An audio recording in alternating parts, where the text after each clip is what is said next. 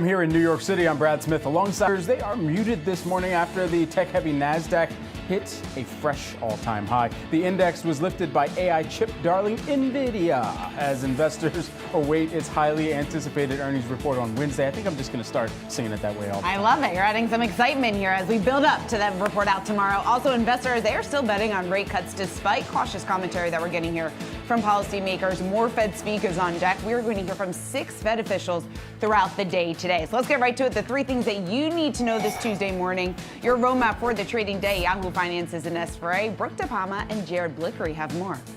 Stock futures muted this morning after the tech-heavy Nasdaq closed at a new intraday and closing higher on Monday. The moves are tied to AI optimism, with poster child Nvidia lifting the index higher. We'll see if the market's momentum can continue as investors await Nvidia's results, which are set to be released Wednesday after the bell. Plus, a fresh read on the state of the consumer. Retailers like Macy's and Lowe's are providing a bit more color on how exactly consumers are faring against inflation.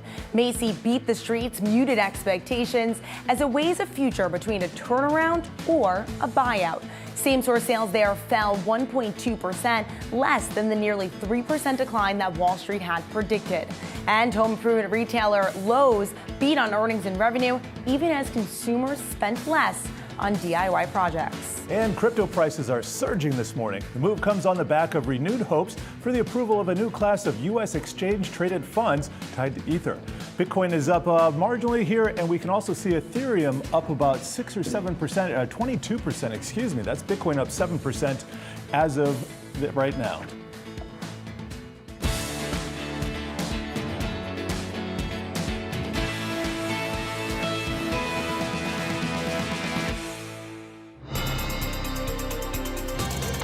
Good morning, everyone. Our top story, AI darling Nvidia edging higher ahead of its big first quarter earnings report that's out after the closing bell Wednesday. Now, expectations, they are sky high, and we want to break it all down for you. Here with the 3 things that you need to watch out for in this report is Yahoo Finance's Ines Ferre. Ines. Yeah, Brad. And of course, first up is AI chip demand. Now, in March, Nvidia announced its new Blackwell chip. That model is expected to come onto the market later this year. And while some analysts expect to see a slowdown during the transition from the company's H100 chips, others don't see an air pocket up ahead. Nvidia is expected to start seeing a rise also in competition from Intel, Samsung, and others. However, prominent analysts on the street still feel the company will keep its market share due to its platform and software stack, which I'll get to in a second. Analysts will also be taking a look at CapEx for the company, how much they're spending on investments. Now, CapEx for Nvidia appears to have peaked in January of 2024. And lastly, the company's data center revenue. This has exploded in recent quarters and is projected to keep growing. Out of the more than $24 billion in revenue, which Nvidia is expected to announce, about $21 billion of that, a large majority of it, could come from its data center segment. Nvidia CEO has said before, what Nvidia sells is data center. Yes, they make chips, but the chips don't work all by themselves. Nvidia builds entire data centers for AI, and this is what Wall Street is most excited about, guys.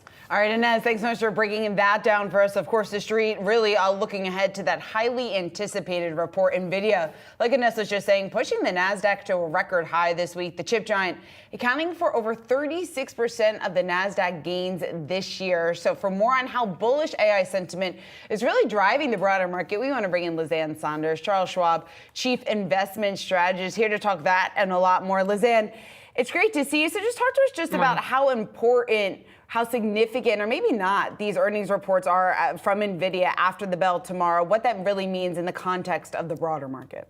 Well, keep in mind, as you guys know, I don't cover Nvidia I don't cover any stocks. I don't do anything with individual stocks. But obviously, as a poster child for the AI boom, not to mention the best performer within the Magnificent Seven, I think it's important. We know the bar is set high, so I think an extrapolation problem could develop, but whether that starts tomorrow is hard to say. But I think psychologically, at a minimum, it's important for the profile of those types of companies as well as for the market.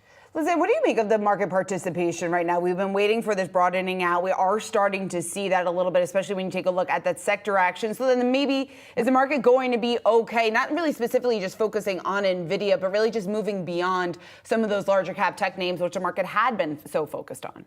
Yeah, I mean, there is still a mega cap bias within the cap weighted indexes, but you've had much more dispersion, particularly develop within the Magnificent Seven, which last year, they were not the 7 best performers, but you only had to go down to about the ranking number 60 within the S&P 500 to capture all 7 of those names. Now you've got a couple of significant laggards, obviously, with Tesla and Apple. So now it's more the Fab Four. But in the past month, you've had this sort of stealthy leadership pickup in areas like the Russell 2000. Some of that is down the quality spectrum, and I think more a function of kind of smaller speculators out there. But I do think that there is an opportunity. I think active is now operating on a more level playing field with passive, with the return of the risk-free rate. There's price discovery again, fundamentals reconnecting to prices. That said, I still expect in general there to be a larger cap bias within the market. For those who are, counting down the moments until the opening bell here this morning, Lizanne, and trying to figure out if they are deciding to take profits at some of these new highs that we've seen, whether that's in the Dow, whether that's in the Nasdaq, and where to reinvest that into, where are some of the top areas that are piquing your interest right now? Yeah, so we have something called Schwab Sector Views. We relaunched them earlier this year after about a 2-year hiatus because of just the unique aspect of this cycle, massive sector-related volatility that couldn't be explained by fundamentals, factors having more consistency in terms of where leadership resided and didn't. But we relaunched Sector Views earlier this year with 3 sectors with outperform ratings, and that hasn't changed since the beginning of the year. So that's financials, materials, and energy. So clearly a cyclical bias within the sort of group of sectors. And then the 2 underperform ratings that we have are real estate or REITs and consumer discretionary. Everything else would be in that neutral or market perform category. Listen, when we talk about the likelihood of rate cuts, the timing of rate cuts, what are you anticipating up until this point? And the fact that we are starting to hear even more from policymakers, maybe saying it makes more sense to wait at this point, given the conflicting data that we've gotten out. Tell me the data, and I might be able to tell you when the Fed starts, cutting. Yeah. I think it's such a parlor game of, well, I think it could be July, I think it's September, I think it's once or twice, without there being backup in terms of if you think they're going to start sooner rather than later, what is that based on? What's the math associated with base effects and the core PCE? What the month-over-month readings have to be? The combination of the labor market data, because I think the 2 parts of the Fed's dual mandate are in sharper focus right now versus last year during the tightening part of the cycle. It was clearly just inflation. So data dependency means that it's going to depend on the data. I think patience is the word of the day. I'm not sure the Fed's going to regret that as much as they would probably regret transitory. But everybody that is out there in the Federal Open Mouth Committee suggests that they're not there yet.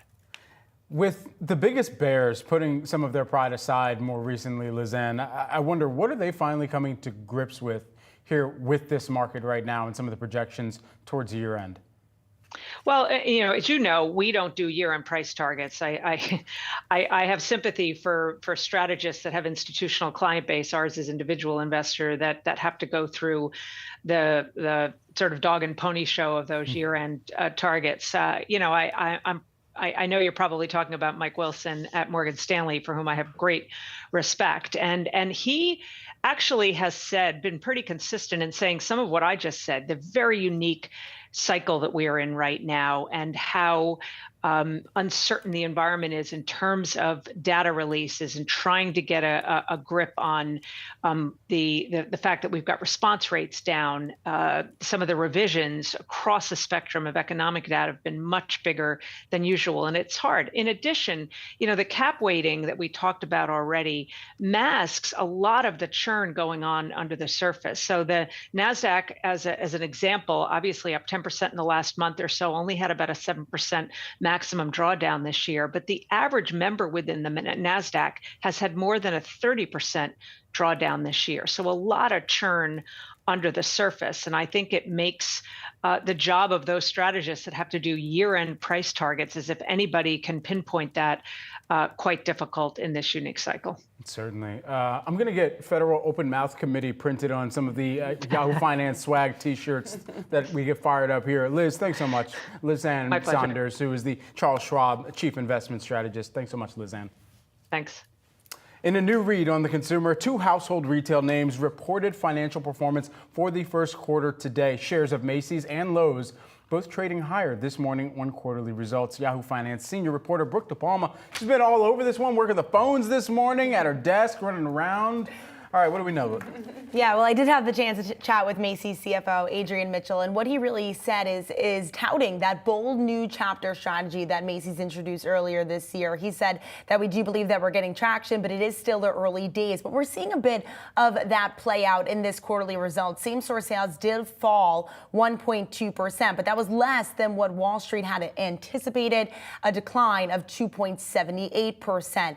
And what Adrian really alluded that to is those go-forward stores, the stores that they have reintroduced, reinvested in when it comes to staffing and digital and making sure that the apparel and inventory was top-notch. They saw sales growth at those stores as compared to the stores that they plan to close, those non-go-forward stores.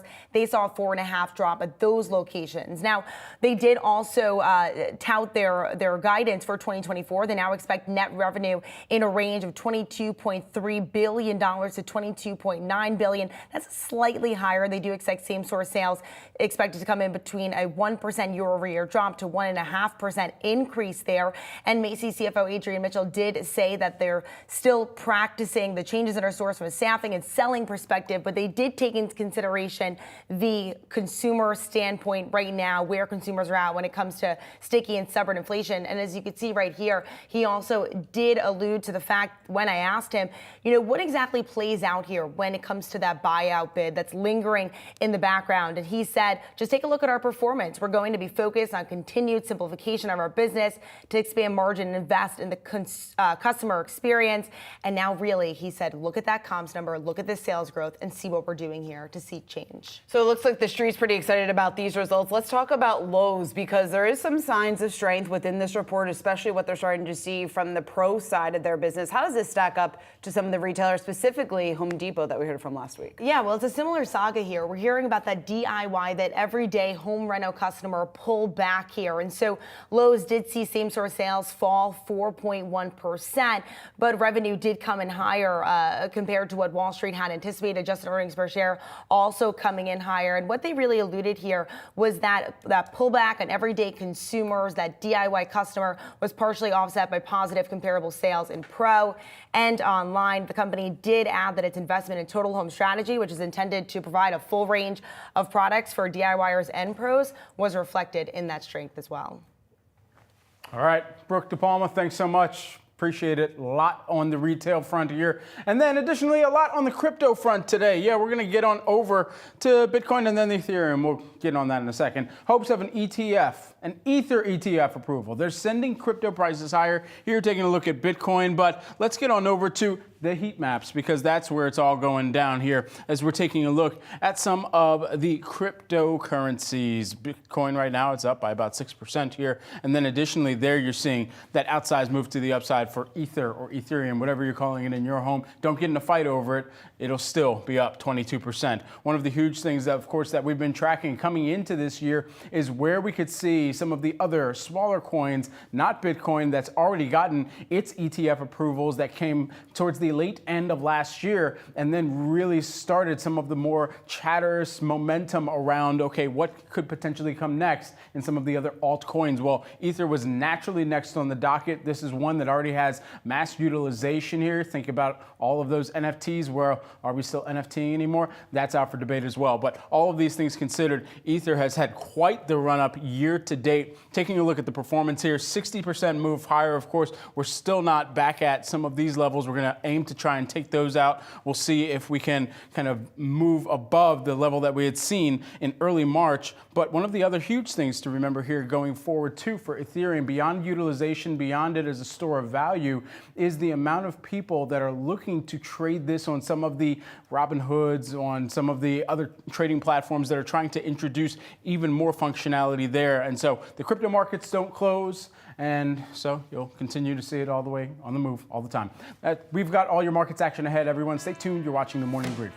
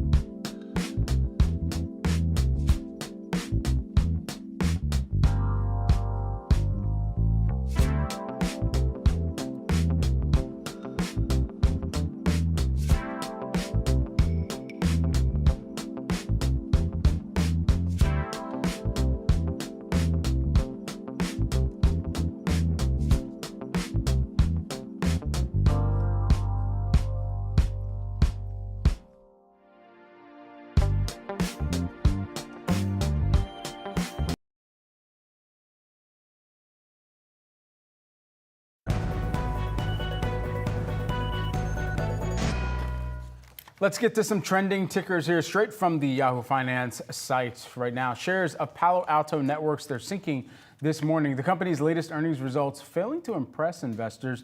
Company giving a downbeat forecast for the current period, renewing concerns about a slowdown in cybersecurity. Let's bring in Shaul Eyal, who is the managing director and senior analyst over at Cowen. Shaul, great to see you. First and foremost, I mean, it's interesting, the stock price reaction that we're seeing here today. And I'm trying to wrap my head around what they were talking about on the call with platformization. The amount of times they said platform, I think it was like in the 80s on the call yesterday. So all these things considered, what are investors still trying to understand about this new strategy going forward? Sure, indeed. Platformization within the broader cyber arena, not just Palo Alto, has been topic du jour over the past few quarters now. I think with platformization, it's that ability to consolidate a large number of vendors, of security vendors, into just a handful. And I think in that respect, Palo Alto is trying to separate themselves from the pack They have introduced a number of platforms, 3 to be precise. And actually, when you look at the past few quarters, despite stock reaction last quarter, given some of the new data we have received last night, that strategy appears to be swinging in full mode ahead. Yeah, and just for our viewers out there that are wondering why I even brought that up out the gate and are just like, what the heck, dude? Straight into the deep recesses of what everybody is thinking about with this company, but it should be top of mind actually because of how much time they spend talking about it on the call, and actually how it relates to the conversion of demand too. How is this company in the demand cycle that we're seeing right now for some of their cybersecurity solutions going to be able to pull a lot of those corporate customers over to this new type of realm that they're trying to create? Sure. Given the very toxic landscape from a global perspective, security is likely to remain top of mind in terms of CISOs and CIOs. With that in mind, there are really a large number of vendors knocking on the customer's door, offering their solutions. And I think right now what Palo Alto is trying to do in order to convert that is consolidating many solutions in many product categories into a handful, pretty much become sort of a supermarket for all of the corporate security needs. And so far we have seen, and we're probably likely to continue and see great success in that respect. So right now you go into the customer, selling them not just one product or one point solution, but rather an end-to-end platform. And with that in mind, that ability to pretty much take the revenue and multiply by 3 or 4 or even 5 times for the longer term, I think that is a very good opportunity. When you take a look at the pullback that we're seeing today, off another 7%, the stock also reacting negatively to their previous earnings print. Should investors be buying on the weakness, or when would you think Palo Alto is more attractive at these levels? So I think some of the data we have received last night, the fact that we are heading actually into the seasonally strong fourth quarter with pipeline remaining very, very strong. We think that right now we have gone through some sort of a de-risking of the model, and we wouldn't be surprised to see next quarter coming pretty much better than expected in terms of the estimates. So we would translate that into a very, very attractive buying opportunity as we think about the next 3 to 6 months, or even longer than that. There was some fear just about customers facing spending fatigue, how long of an overhang that was going to be on the stock. When you do see a bit of a turnaround coming, what's going to be that catalyst? I think first on spending fatigue and vendor fatigue, I think given what we have seen over the course of the past just few months right now, that actually most companies have been reporting solid results, maintaining or even increasing their guidance into the latter part of 2024. I think it is fair to assume that security spending still remains very solid, very resilient in that respect. So if we take that and also interpret that to Palo Alto and the entire group, we're expecting maybe a back and loaded on the one hand, second half of this year, but I think that should manifest itself into expansion of multiples and better prices. Shaul, Cowen's a senior analyst. Thanks so much for taking the time to join us here again. Palo Alto shares under pressure, off just about 7%. Well, Trump's social media company reportedly taking in $770,000 in advertising revenue in the first 3 months of the year, largely from its Truth Social platform as it continued to incur hefty losses. You're looking at a move higher, just about 0.2%. But taking a look into this reporting, exactly what we're noting here, Trump Media reporting an adjusted EBITDA loss, though, of $12.1 million, just over half of that one-time payments related to the closing of the SPAC merger with Digital World Acquisition Corp. So revenue $770,000, the second straight quarter below $1 million. Lots of ways to look at this, and you can see over at least yesterday, it closed off just about 5%. Today, we're not seeing too much movement here ahead of the open, but again, a top trending ticker on Yahoo Finance, Brad. Yeah, the company trying to tell investors that they are well capitalized. I mean, obviously, if you are going to be losing money over the extended period of time, that's going to be coming into question at a more aggressive clip here. And this is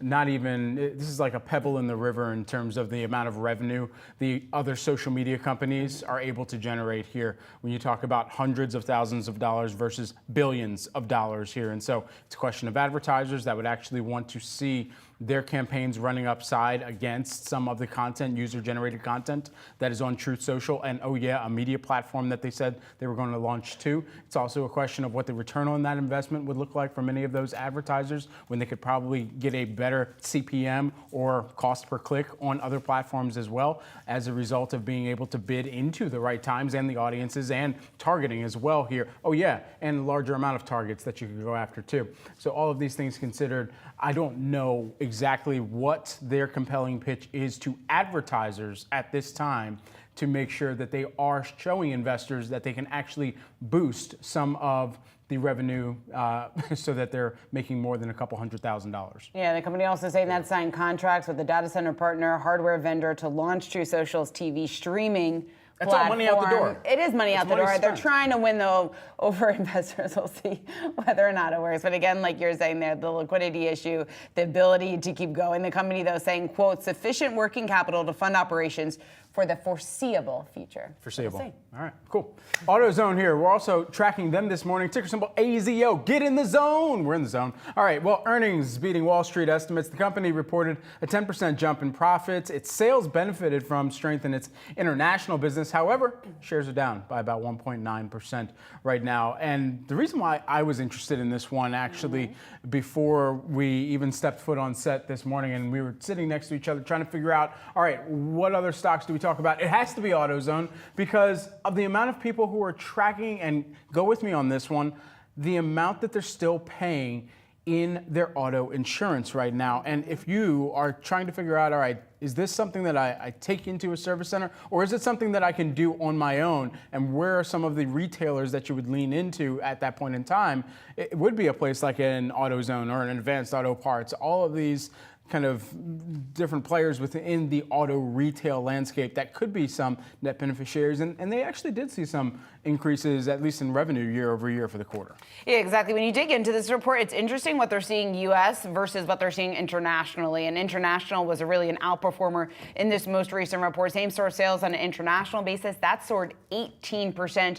Comparing that to flat year-over-year sales here in the U.S., the combined same-store sales, that was up just about 1.9%. Gross margins, stronger merchandise helping margins here. Favorability from non-cash inventory adjustments, although higher store payroll, meanwhile, increasing the operating expenses as a proportion of sales. So again, very important to point out when we're really getting our heads around this report. But the CEO saying that the quarter's top-line performance was hurt by the timing of tax refunds this year and also cooler weather across several areas of the country. We've heard a lot this past earnings season about the cooler weather in the winter months and the impact that is having on so many of these businesses.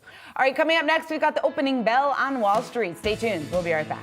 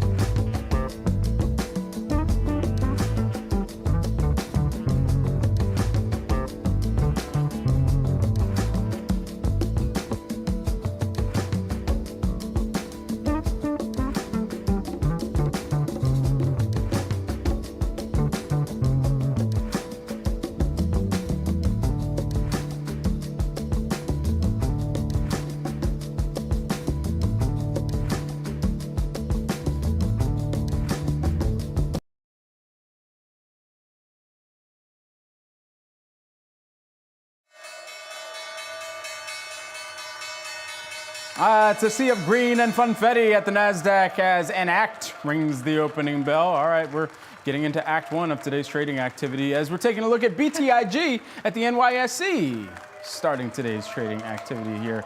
All right, great group of folks there. Great group. All right, let's take a look at the markets here. Let's see how things open up on the day. We're mixed to start off the day, it looks like, as we're just seeing things calibrate here a little bit. The Dow Jones Industrial Average flat, just barely to the upside. You're seeing the Nasdaq Composite open up just a little bit lower. It's down by about 0.4%. And the S&P 500 also just a little bit lower by about 0.2% there. Yeah, hovering right around that 5,300 level. Nasdaq coming off a record high. When you take a look at the chips, we are seeing some pressure there, off just about 1%. The Philadelphia Semiconductor Index, we're taking a look at that because of the focus on the semiconductor industry here this week ahead of Nvidia's results tomorrow. Taking a look at that intraday action, you've got consumer staples, healthcare among the outperformers there, industrials and technology lagging. And inside the Nasdaq, taking a look at that index following yesterday's record high, we are seeing a bit of a mixed picture, although many of these larger cap tech names under a bit of pressure here. You've got Nvidia giving back some of those gains yesterday, off just about 1% here at the open, as well as Amazon, and then Google and Meta also under a bit of pressure today. We also want to take a closer look at commodities and crypto. Yahoo Finance's Jared Blickery standing by with a closer look at those moves. Jared. Yeah, Shauna, we have gold, silver, and copper all near their record highs, and I'll cycle through them. We haven't seen a lot of action over the last few days. We've seen these new nominal highs, but not a huge surge. And so let me find. Here's crude oil. It looks like I'm going to be doing this first. Here's the year-to-date crude oil hovering just under $80 per barrel. You can see in the month of May here just barely doing anything. We are looking for maybe some OPEC plus headlines in the next week or two with regard to whether or not they're going to cut production in the future or hold the line, but we don't have that news today. And here we go. Here's copper. That is up 1%. And let me put a candlestick on so you can see how close to its record high it is. And in fact, this would be on track for a record closing high, even though we don't have that intraday one. But copper just really surging, not only because there was a short squeeze, but because of the inherent demand needs of the AI trade. Now here's silver. That's down 1% today, and silver has been on an absolute tear. If I put a 5-year chart, you can see how it has now taken out its highs from 2021, 2022. And before I go here, I got to touch crypto because Ethereum, look at this, up 22%. It is having the best 2-day run since January of 2021. That was way down here. That was the very beginning of this huge price rise here. Are we expecting that again? Well, the news comes as people are excited about these new Ethereum, spot Ethereum ETFs. However, I would note that when we saw that in Bitcoin, that kind of top tick that rally right there. We saw a bit of a surge after that, but not long after we saw the highs in Bitcoin taken out, and here's Bitcoin, we did see a back off of that. So we'll have to see if we can continue this strength or if it is in fact another sell the news event for Ethereum. All right, Jared, we will closely be watching that here throughout the trading day. Let's talk about another trender here on Yahoo Finance, and that is Macy's beating on first quarter earnings. Same-store sales falling just about 1.2%, less than the 3% that the street had been anticipating. The retailer boosting its full-year guidance. And for more on this, we want to bring in David Swartz. He is Morningstar's equity analyst. David, when you take a look at the results that were getting better than expected, guidance raised, you're looking at the stock moving to the upside here on the heels of this report. What's your first reaction to what we're seeing today? The quarter was a little bit better than expected. Expectations were not very high. As you mentioned, the same-store sales numbers were still negative, but they weren't quite as negative as expected. It was against a pretty easy comparison because the first quarter of last year was not particularly strong. So I think people were a little bit relieved that the quarter was better than expected. And also the outlook for the second quarter was a little bit better than what I expected. And they did raise slightly the outlook for the full year for 2024. What are you going to be watching for within this outlook and kind of baked into your expectations for that gross margin rate for the quarter? I mean, that was one area that investors might be lingering on a little bit here, given the bit of slippage we saw. Yeah, the gross margin, I think, was a little bit shy of what people may have hoped for. Generally, the gross margin at Macy's hasn't really been the problem. It's been more of the operating costs, the SG&A. Macy's SG&A is just too high for the sales numbers that it's been posting.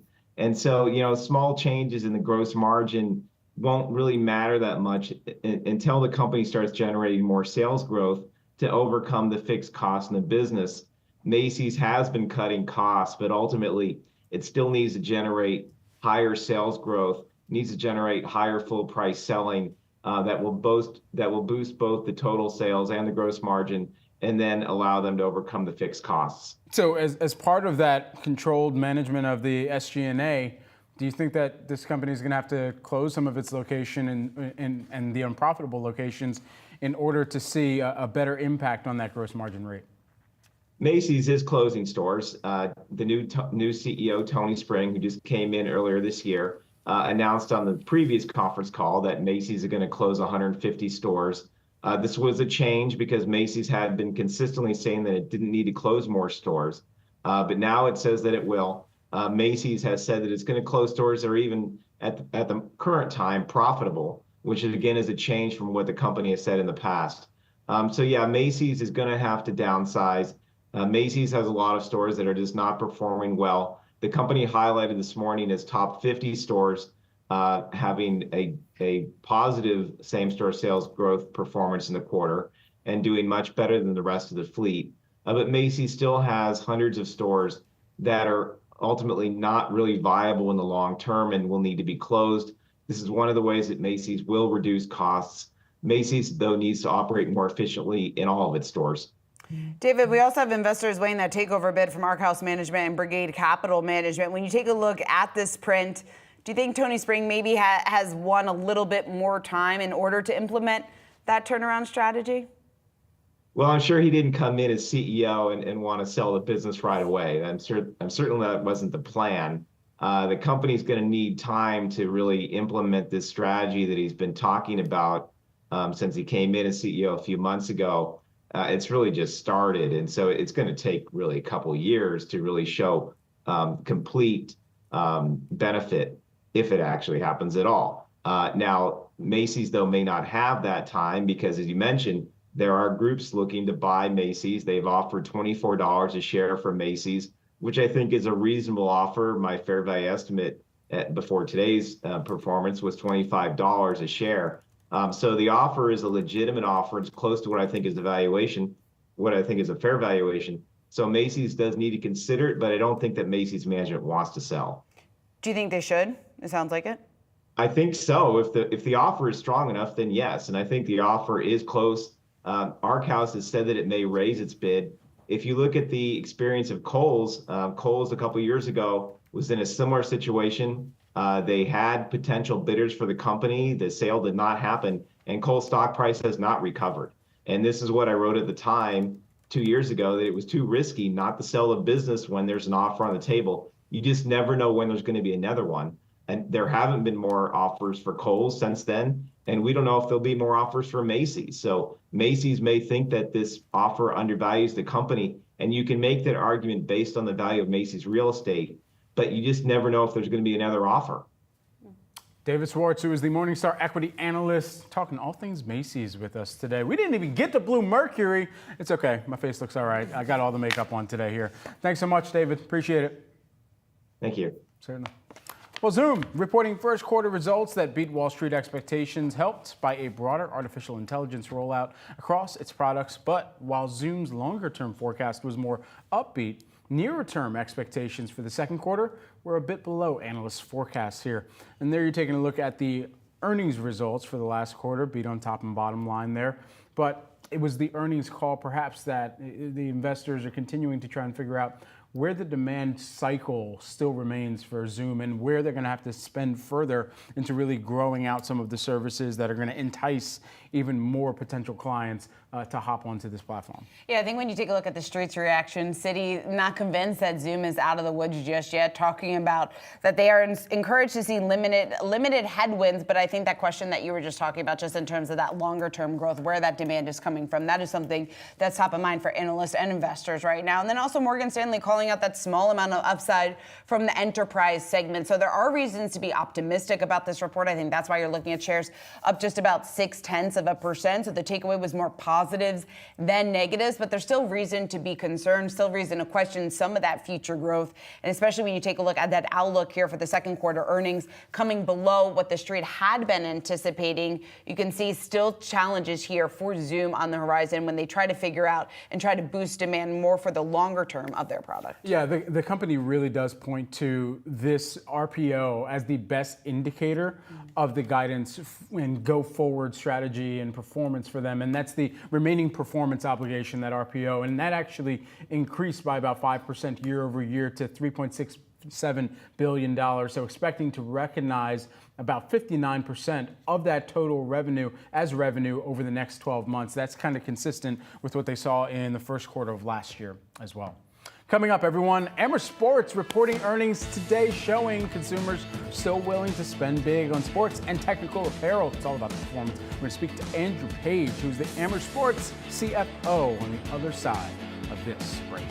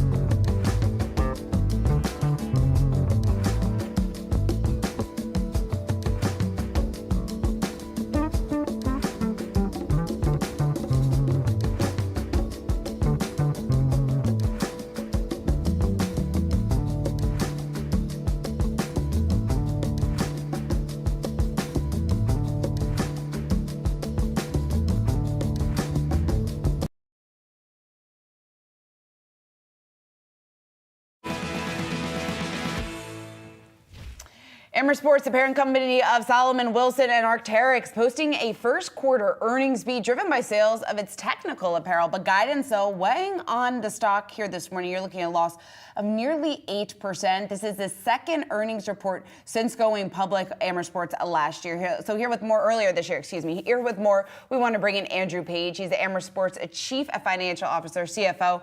Andrew, it's great to talk to you. So let's take a step back. When you take a look at the market's reaction to this print, I think a lot of that is based on the guidance, but talk to us just about the spending trends that you are seeing and what you're seeing in terms of the health of the consumer today.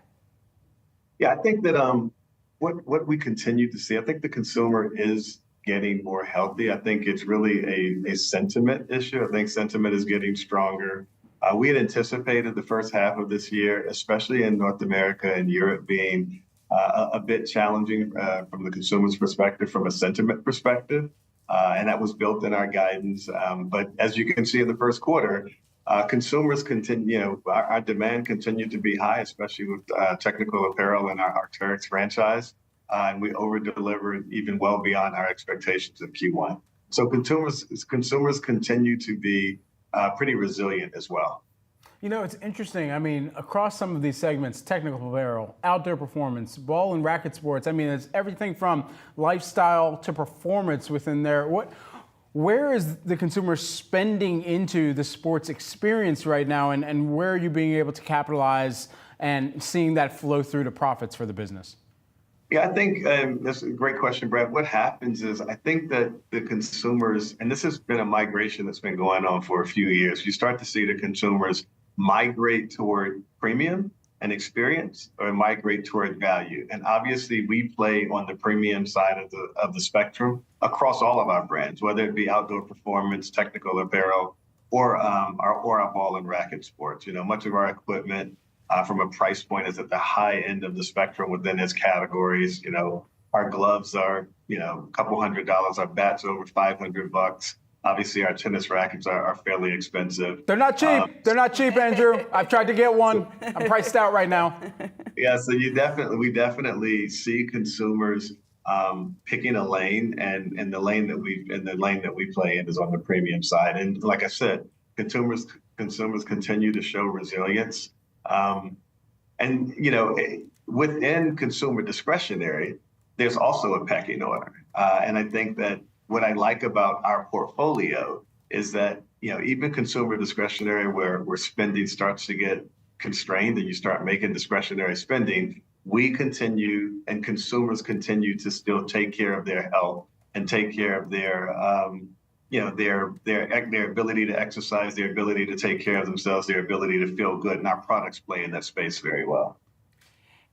Andrew, when it comes to some of the trends that you are seeing right now from your partners as they manage through inventory levels, what are you seeing there? Are you seeing any sort of change than some of the trends that we had been seeing the previous quarter?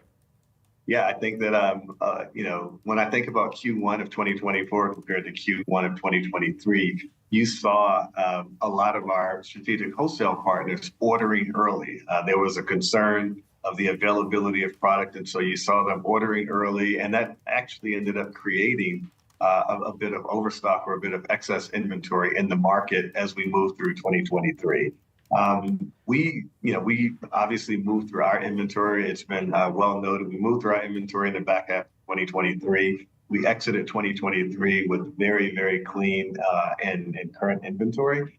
And then it's our turn to deal with our wholesale partners as they needed to move through their inventory. And we always anticipated it probably taking another half a year to start to really get to the point where the cadence of their replenishment orders started to pick up. And as we went through Q1, you started to see, I mean, we were taking share even in a constrained market. You started to see our wholesale partners giving us indications that the sell-through of our products, even if the sell-in was a little slower, the sell-through was really strong and a share taker against our competitors. So we still see H1, first half of the year, as moving through the challenges, and we still feel very good about the back half of this year, both our ability to comp last year and grow meaningfully against last year, as well as the wholesale partners really resetting their inventory levels and getting to a better point where they can pick up the velocity of their replenishment orders. Andrew, just lastly, while we have you, this is a massive year for sport. Of course, we've got the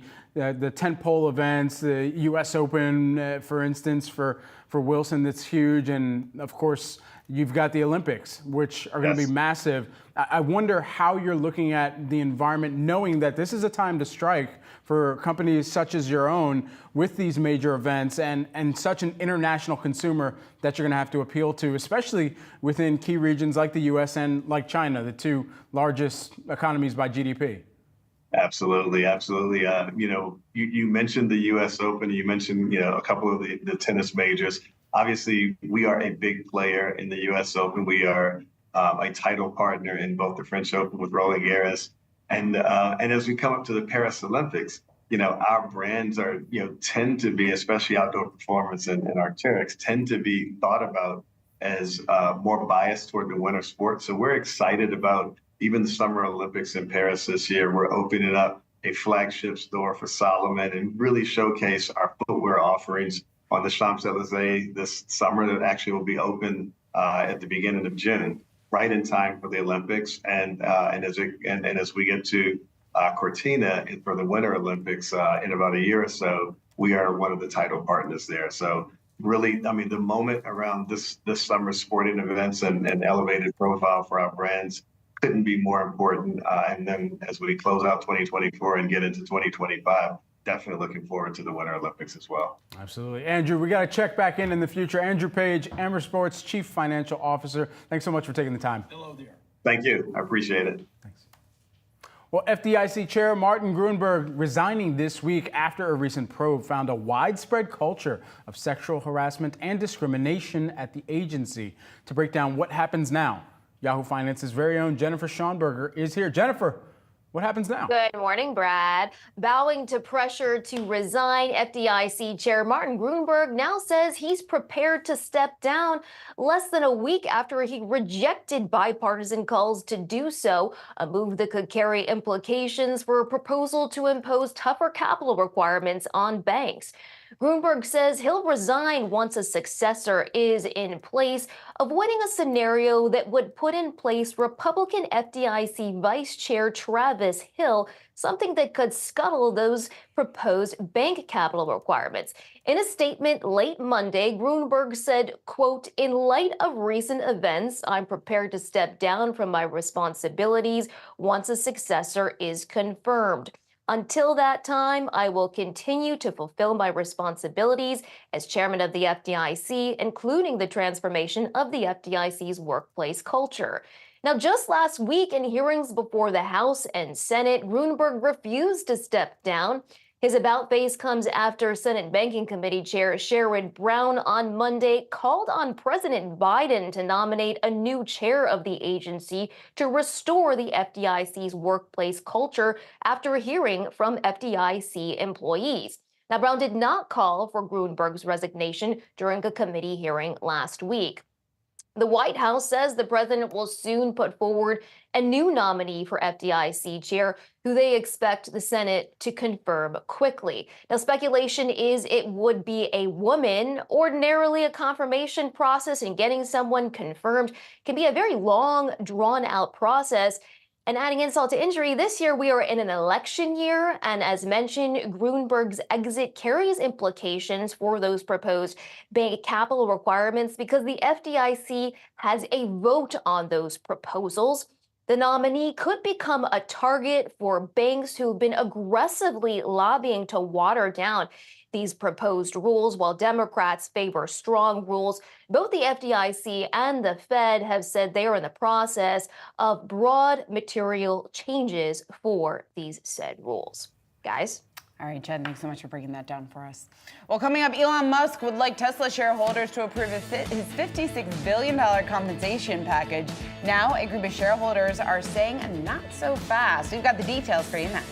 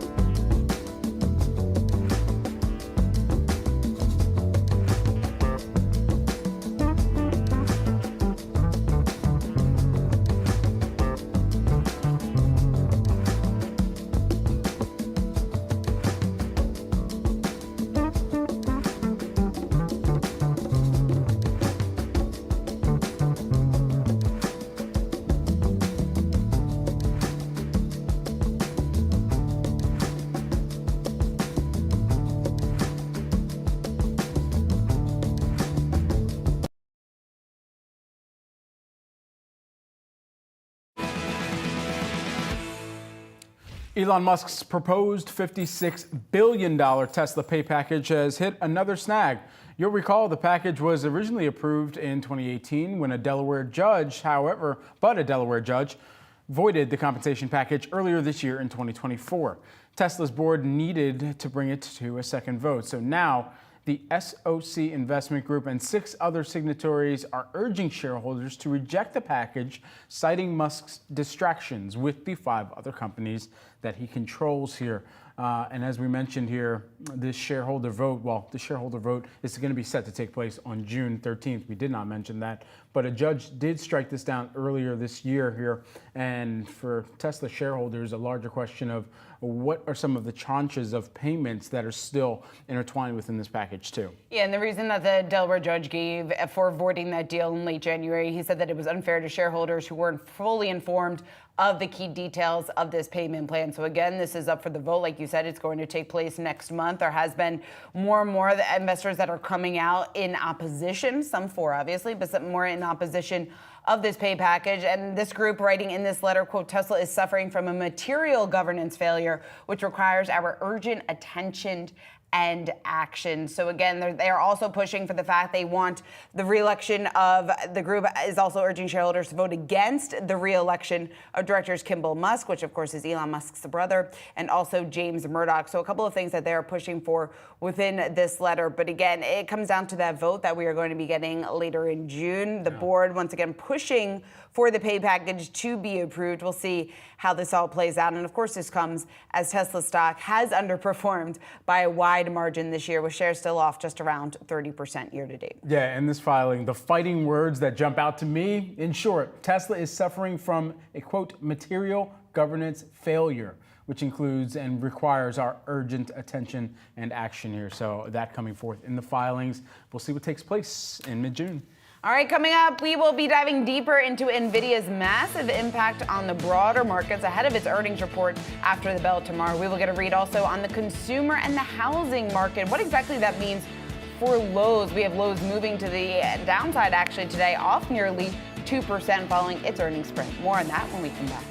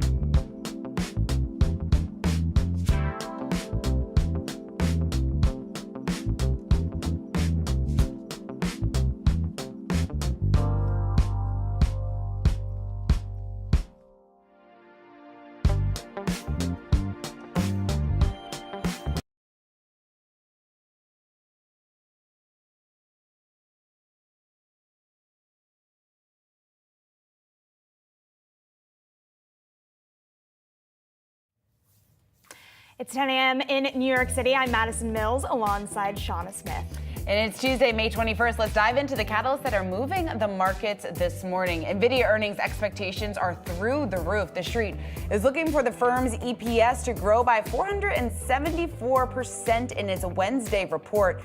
The chip giant is responsible for almost a quarter of the S&P 500's earnings growth so far this year. And the consumer showing signs of weakness in some earnings so far. Lowe's seeing those do-it-yourself shoppers buying less, and Macy's credit card business showing increased delinquency rates. As Wall Street gains more bullish calls from strategists, a lone bear stands out. JPMorgan holding the lowest year-end target for the S&P 500, 4,200. That's Klonovic over at JPMorgan, implying a drop of more than 20% from the closing level of yesterday. So many are going on the bullish side, but we do have some bears sticking with their calls, Maddie. All right, well, all eyes are on Nvidia this week as it set to report earnings Wednesday after the close. The chip giant proving that it is the market mover already this week. Shares moving to the upside yesterday, pushing the Nasdaq to close at a record high. Nvidia has also had a massive influence on the overall market. Now, we've been talking about this quite some time with the outperformance of the Mag 7 last year into the beginning of this year. For some of those names, you've got Nvidia among those top performers. Now, when you talk about those returns, clearly, it's certainly a massive move here for the market. 11% of the entire S&P 500's returns over the last 12 months is responsible because of Nvidia. So when you take into account what is riding on this print, whether or not it's a make or break moment here for the market, we've put that question to a number of strategists over the last couple of days. They weren't necessarily taking the bait there and going too far, but they did say that obviously AI, the excitement there, Nvidia being the main driver of a lot of that excitement, has clearly been shown to really boost the market's optimism over the last 12 to 18 months. So a lot sentiment-wise, I think, is riding on this print. Absolutely. And when you look at the impact that Nvidia has had, to your point about the overall S&P 500 contributing to 11% of the growth over the last 12 months, it's clear why there's so much emphasis on this name. I want to pull up a statistic, if we have it, from Bank of America. Since Nvidia's blowout earnings print a year ago, we've seen AI mentions up a whopping 186%. This chart is tracking those mentions, and you can see that absolute vertical pop right at the end there. That drop in 2023 is from a year ago on Nvidia's earnings print. So seeing the impact there of Nvidia in terms of other names wanting to get in on the AI craze. But Mike Wilson this morning from Morgan Stanley talking about this, saying that AI is everywhere except in the numbers. We're seeing lots of spending, but not a lot of monetization or efficiency. And also important thing to note is that IT spending overall is flat or down across a lot of firms. So what does that mean? IT spend is getting allocated more into AI.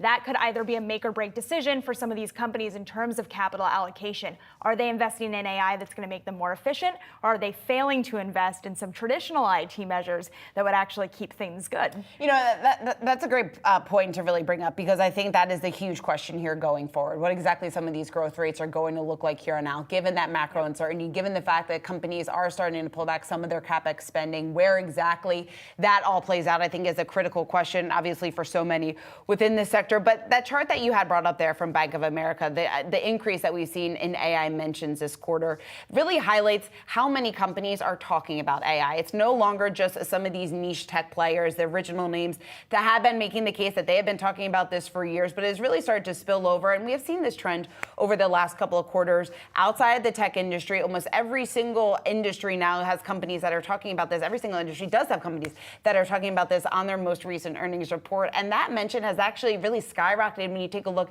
at the energy sector, specifically when you talk about the power that's needed to drive AI and for the AI adoption. So lots of questions just about what exactly that demand looks like, what exactly that CapEx spend looks like here.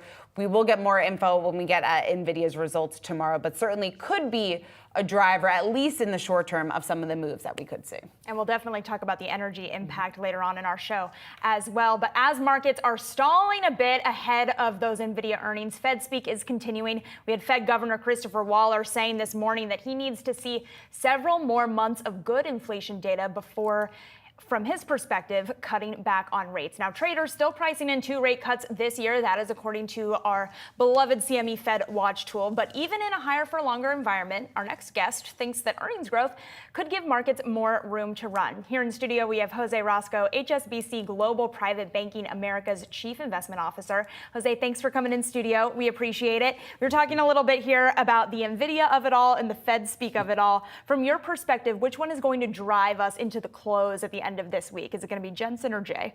Well, I think a little bit of both probably, but I think, and the market is rebalancing risk and reward, right? And that's what you're seeing play out, which we see all the time. And I think what you just talked about is key, really key. Remember 94, 95. You guys aren't old enough to remember that, but I am, clearly.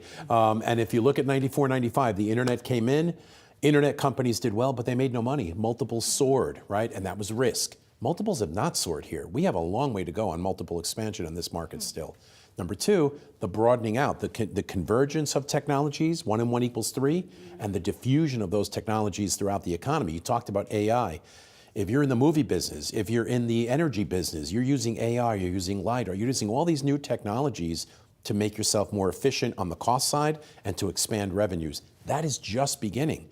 If you look at the tech sector, the Magnificent Seven, it was underperforming the market as of 2 weeks ago, year to date. Now, it is almost with the Magnificent Seven. It has soared past. So we're seeing that broadening out already happen.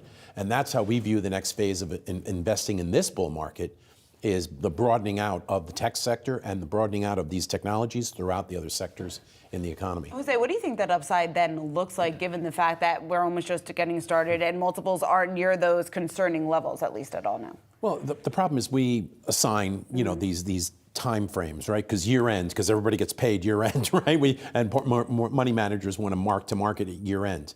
But if you look at the 94-95 experience, again, the Fed raised rates. They doubled rates from 3 to 6, and they cut them 75 basis points over the next 7-9 months. That was it. Fed funds averaged 5.4% throughout the rest of that bull market. So in my mind, you've got a growth momentum, and the cyclical side of the economy is slowing, as you both mentioned. Look at the retail numbers. Consumers are going from steak to hamburger, right? But real earnings, real incomes are still positive. That's a huge factor. And then you've got these secular drivers of growth that are absolutely monstrous, and there are 4 of them, right? Tech, innovation in tech and healthcare in particular, the re-onshoring of jobs and nearshoring, and the reindustrialization of the U.S. Look at construction and manufacturing facilities growing at more than 50%, 50, here in this country. Number 1 economy in the world, most developed, advanced economy in the world, growing at 50%. We're building, and you talked about energy, look at microgrids, look at off-grid energy production, co-location of facilities.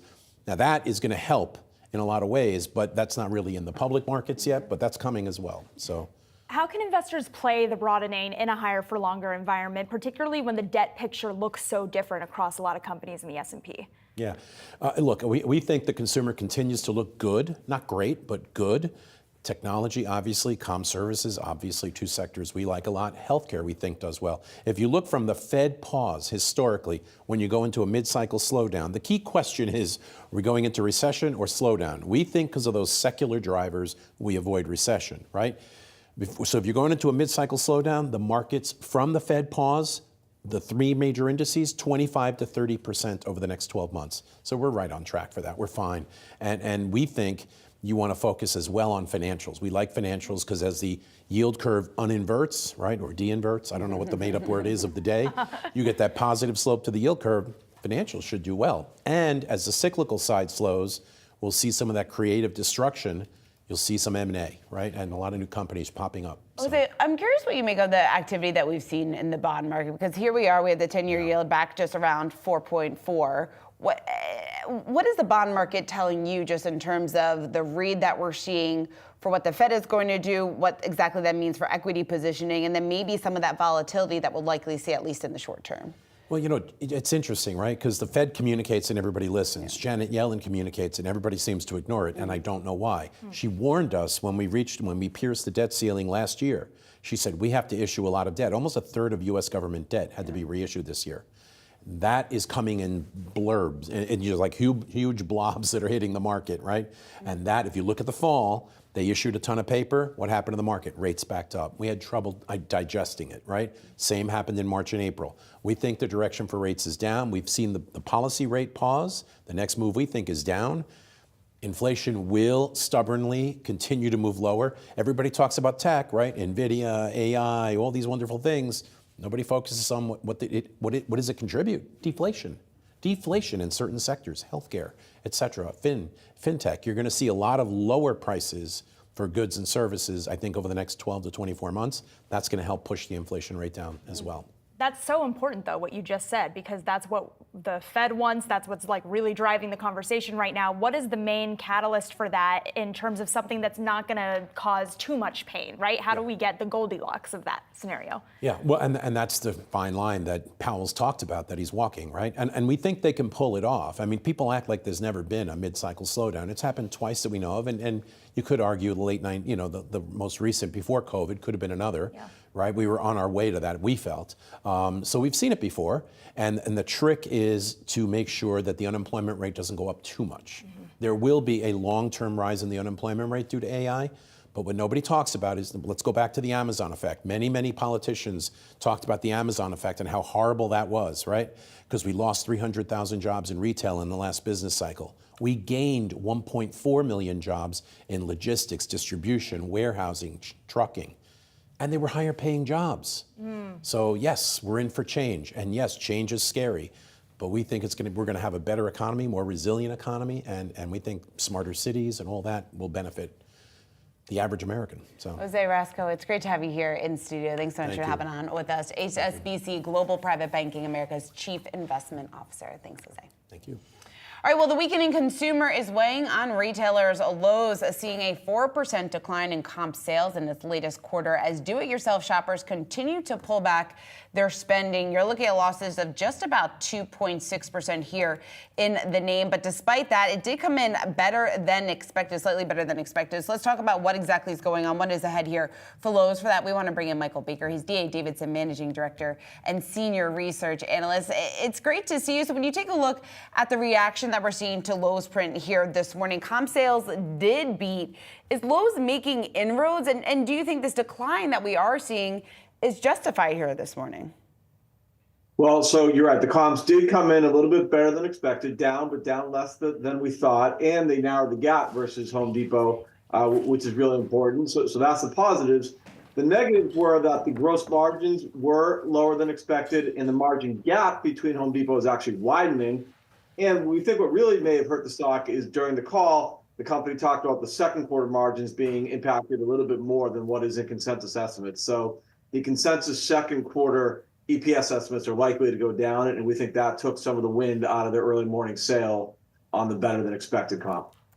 Well, I'm curious about the situation with Lowe's when it comes to home prices. From Torsten Slok this morning showing that home prices are up 7.3% in the past 12 months, Michael. Should higher prices, which could indicate some more demand, be a bullish signal for Lowe's or not necessarily?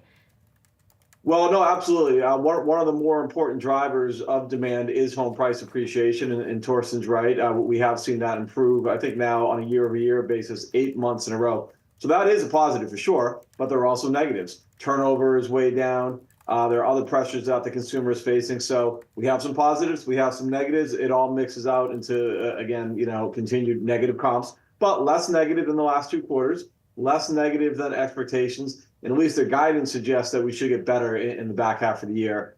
So countervailing wins, home price appreciation, definitely on the positive side, but again, there are offsets. If we do see rates stay high for longer, what exactly then does that mean for Lowe's, just in terms of some of that pressure that we could continue to see on their business? Yeah, that's a negative for sure. Higher rates, less home activity, that home price appreciation that we're seeing get better. Maybe that turns back for the worse if turnover slows because of rates. So the stocks and the businesses are definitely driven by rates. Higher rates, higher for longer is not a good scenario for these guys. So they will react positively, again, both the sales and the stock, if and when rates start to come down. That's frankly what bulls are waiting for. That's been delayed, and that's probably why Lowe's stock has underperformed year to date, at least relative to the market. I'd love to take a step back and look at the overall sector here, Michael. We know that retail stocks have seen short interest climbing over the past couple of weeks, and there's a lot of pessimism overall on the consumer discretionary sector. If we're meant to be greedy when other people are fearful, is that a buying opportunity for the sector, or should investors be looking for individual names for opportunities for growth? Yeah, I mean, I think it is a stock picker's market in general. You do want to pick your spots, but we are generally positive on retail, just on the idea that we do think we are closer to the end of the rate cycle than the beginning. Retail stocks do perform well when rates fall. That's been pushed out a little bit. So retail has underperformed a little bit year to date, but eventually we do think rates are going to come down, more likely down than up from here. And we do think that'll be a positive for retail stocks. So we do see it as an opportunity to buy names. Those are not one of the ones we're recommending. There are other names that we are recommending, but we do see opportunities out there. One of our preferred picks, for instance, is Walmart. We just elevated Walmart to what we call our best of breed bison product, which really highlights long-term winners at good valuations.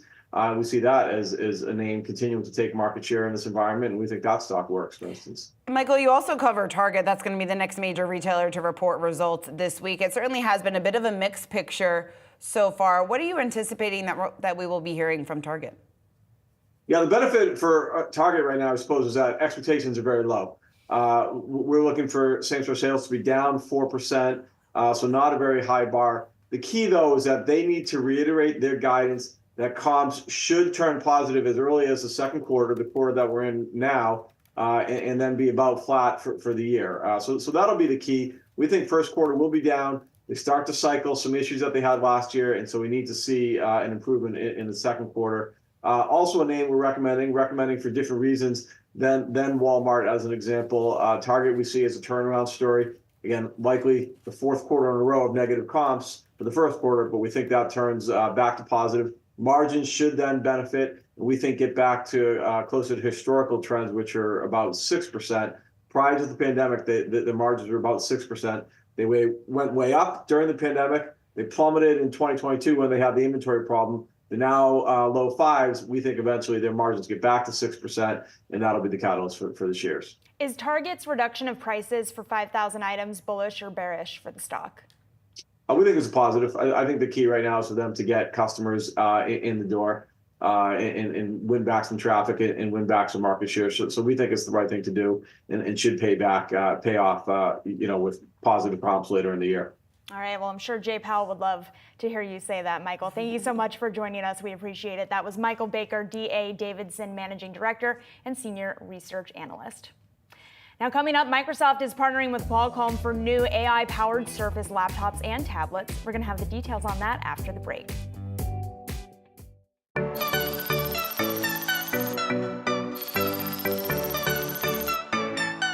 From Windows and Azure to Word and Xbox, Microsoft's products have made the company a household name and tech powerhouse.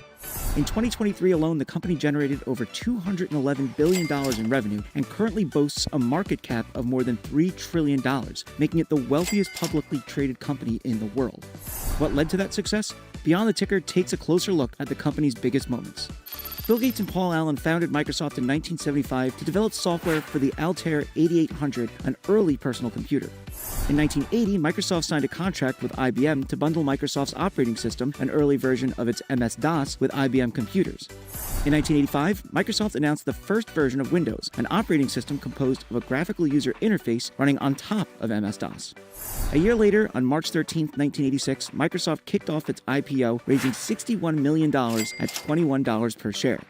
On August 24, 1995, Microsoft launched Windows 95.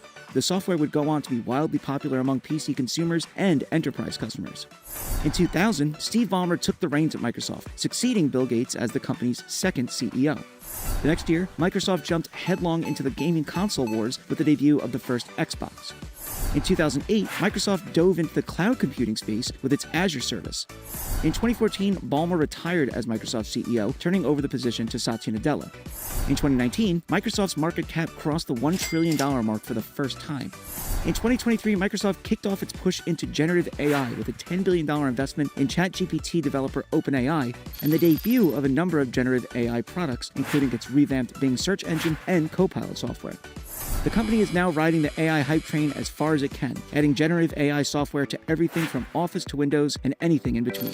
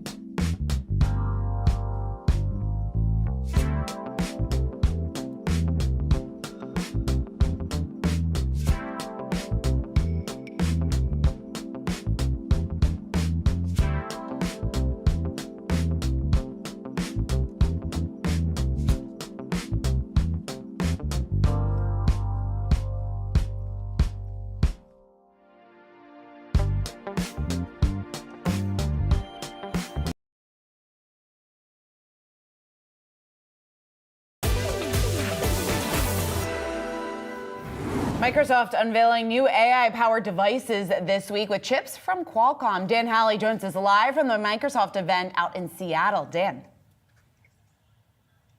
That's right, Shauna. We're here at Microsoft's second day of their event in Washington State. Yesterday was at their Redmond campus. Now we're at the Seattle Convention Center where they're going to kick off their Build conference. That's going to be all about AI in the cloud. But what they announced yesterday had to do with the PC space, and more importantly, it's Copilot software. Microsoft has obviously teamed up with OpenAI. They started doing that in 2023 with the release of some of their Copilot-based software. Now they're going all in on that as part of their Windows 11 software. So you can expect new features like something called Recall, which literally takes screenshots of what you've been doing throughout the day, and then over time, if you forget where you were on a website, say you're booking a trip and you had something ready for Cancun, you don't know what the website was, you were looking for a deal, you could type in Cancun trip into this recall feature. It'll pull up a screenshot of that website for you. Now, obviously, privacy concerns abound there. Microsoft says that you can filter out whatever you want from that, and it won't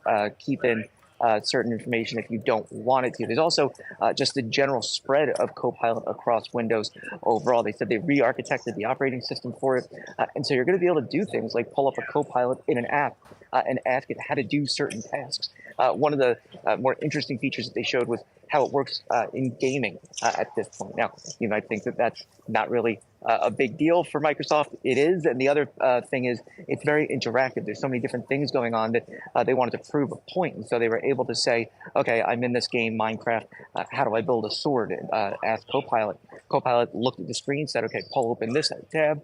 You don't have these resources, go get these resources, and you can build a sword. So just a multi-step process that they were showing that Copilot is able to do using what it sees on your screen as well as through your voice and text. So really spreading this Copilot software all across its offerings. Well, Dan, staying in the personal computer space, yesterday Dell did unveil their new line of PCs, which will have Qualcomm processors and Nvidia-powered servers as well. What can you tell us about that, specifically as we await those Nvidia earnings coming out tomorrow? Yeah, well, on the PC space, that's really going to be an interesting story because Microsoft is launching this kind of new Copilot era with Qualcomm, not Intel, not AMD. They're going to have chips for this new Copilot era. They call them Copilot Plus PCs, kind of a weird name, but they're going to have those for Intel and AMD. But Qualcomm right out of the gate, and Microsoft says, look, this is going to beat Apple's MacBook Air with an M3, the latest MacBook Air, by leaps and bounds in terms of battery life and performance. As far as Dell goes with their new servers running on NVIDIA's technology, look, Jensen Huang regularly calls out Michael Dell at events saying how it's such a good partner, how it means a lot to NVIDIA that Dell is offering these capabilities and using its processors, its graphics processors on the back end. So obviously the fact that Dell is building this up, will be offering this, huge news, but it won't have an impact right now in the current earnings that we're going to see on Wednesday. And in terms of Dell, it looks like they are up about 96% year to date. That stock having an amazing year here. Dan, thank you so much for joining us. Really appreciate it. Well, chip giants ASML and TSMC can disable their chip-making machines in the event that China invades Taiwan. That is according to reporting from Bloomberg. Now, this comes amid heightened geopolitical tensions in the region and concern from U.S. officials about escalation. For more, we bring in our own Akiko Fujita. Akiko. Yeah, Maddie, as you reported, Bloomberg News saying that both equipment maker ASML as well as chip maker Taiwan Semiconductor have assured U.S. officials that they have the ability to shut off their operations remotely in the case of any kind of attack from China on Taiwan. The big concern centers around ASML's extreme ultraviolet machines, or what's known as EUVs. These are machines that are capable of manufacturing the most advanced chips used in the military and artificial intelligence. Now, ASML is the only company that makes these machines, which is why there is so much concern about this falling into the hands of the Chinese. Bloomberg reporting that the company can remotely shut off the machines. It has what amounts to a kill switch in any case of a conflict, and the report suggests that there's been a lot more game planning around a potential conflict than we've previously known.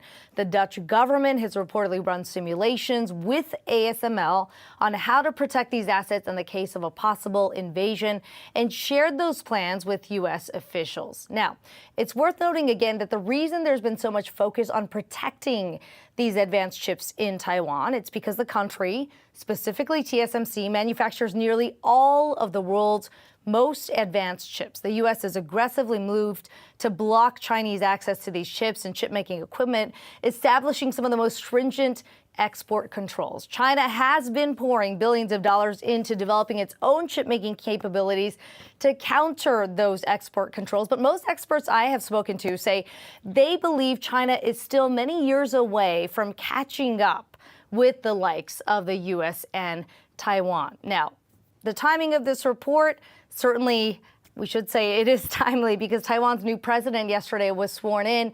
He has forcefully pushed to maintain Taiwan's independence, publicly saying yesterday that Taiwan must demonstrate, in his words, its resolution to defend the nation. And there are concerns now with that new leader in place, China can start to ramp up some activity to rattle the territory. All right, Akiko, thank you so much as always for joining us. We really appreciate it. Now, JPMorgan Chase's longtime CEO Jamie Dimon sounding like he may finally be ready to put a succession plan in place.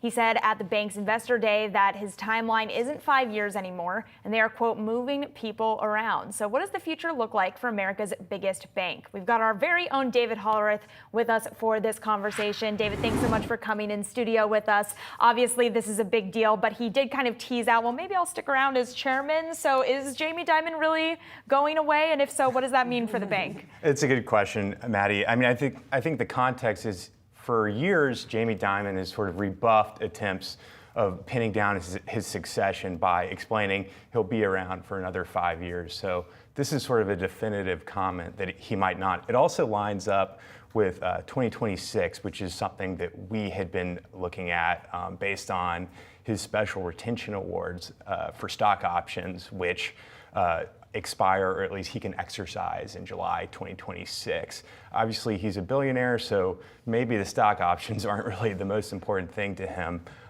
But last year he also did allude to something like 3.5 years, which would be along that time frame too. And it wasn't clear whether or not it was a joke at the time. It was never clarified, but that's where we are now. And it makes for an interesting dynamic, because also JPMorgan has gotten a little bit more clear about telegraphing potential successors. And who are those successors? Because we've heard a little bit more drips and drabs just about who might be considered. So when we think about how JPMorgan could potentially look under these successors, what is the thought there? Yeah, I think the two clear front runners are Jennifer Piepszak and Marianne Lake. And until recently, they both headed the sprawling consumer and community bank of JPMorgan. And so now the dynamic has gotten interesting, because both have been around at JPMorgan longer than Jamie Dimon, and both have been in various CFO roles. But Piepszak is actually leading a new combined unit of the commercial bank and the investment bank. And that's a little bit more complicated than the consumer bank. So we'll want to pay attention to what's going on there as far as what might lead us to see who's in the leadership front-running position. All right, David Hollerith, great to have you on set here with us. Thanks so much. Great to be here. For breaking down the biggest headlines that are coming out of JPMorgan's Investor Day. All right, well, media giants making more headway on the path to streaming profitability this earnings season, thanks to initiatives like password sharing crackdowns and also ad-supported tiers. But there's still a lot more work to be done. Alexandra Cannell has been digging into this for us. And Ali, where do things stand today? Yeah, so I thought it was very interesting this past earnings season that investors didn't necessarily reward companies that turned a profit in their streaming, or at least made more strides towards streaming profitability. And Disney was one clear example here. They did turn a surprise profit for their DTC entertainment division. Now this includes Hulu and Disney Plus. The catch, though, is that they said the segment would be in the red for the current quarter, and it also doesn't include all of their platforms. If you include ESPN Plus, total streaming is still a money loser. So there is this fear among investors that profits just can't be sustained. It's also a bit complicated, especially for these legacy players, since these companies are getting into profitability in a business that is disrupting their initial business, right, which is legacy television. So there's this double-edged sword that these companies are facing, because the more successful streaming is, the more it's going to hurt profits on the linear side and the traditional side of the business. So that's where we stand right now. Again, we did make strides really across the board, but there's this lumpiness, this bumpiness that is giving investors some pause right now.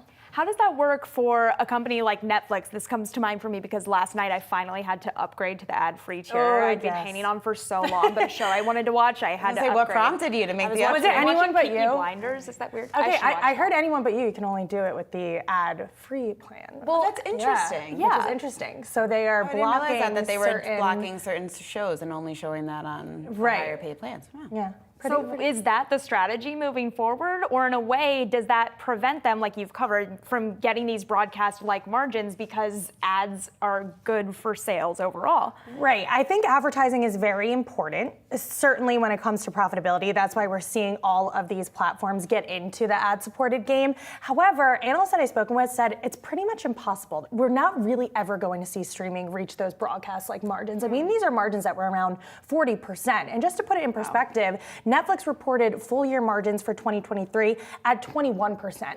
And this is a company that turned a profit of $2.6 billion in the first quarter. And then you have all these other players that aren't even close to reaching those profits. So this is something that's going to be a difficult journey. That's why you're seeing different initiatives like bundling as well. Obviously, for the consumer, that's a head-scratching phenomenon since it's hard to pick where and when you can watch certain types of programs.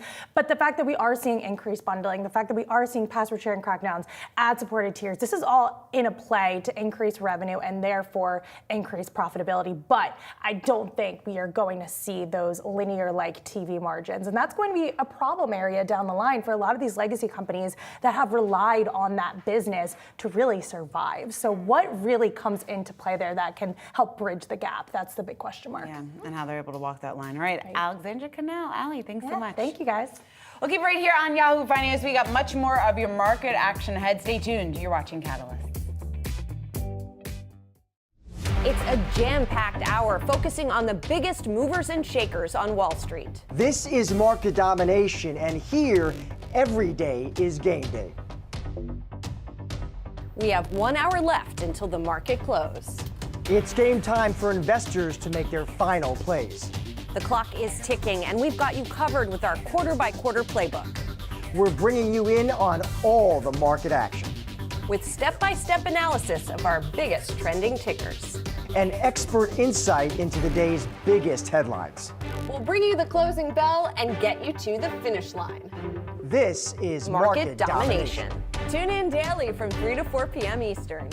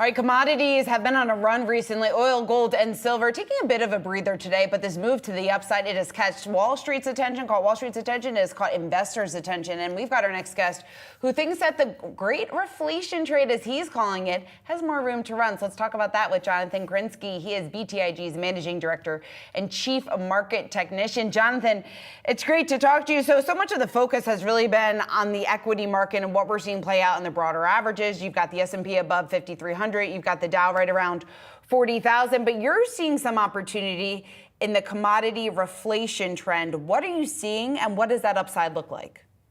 Yeah, so it's really been broad-based across the commodity complex, and we've had I would say kind of these little rolling bull markets across different commodity markets.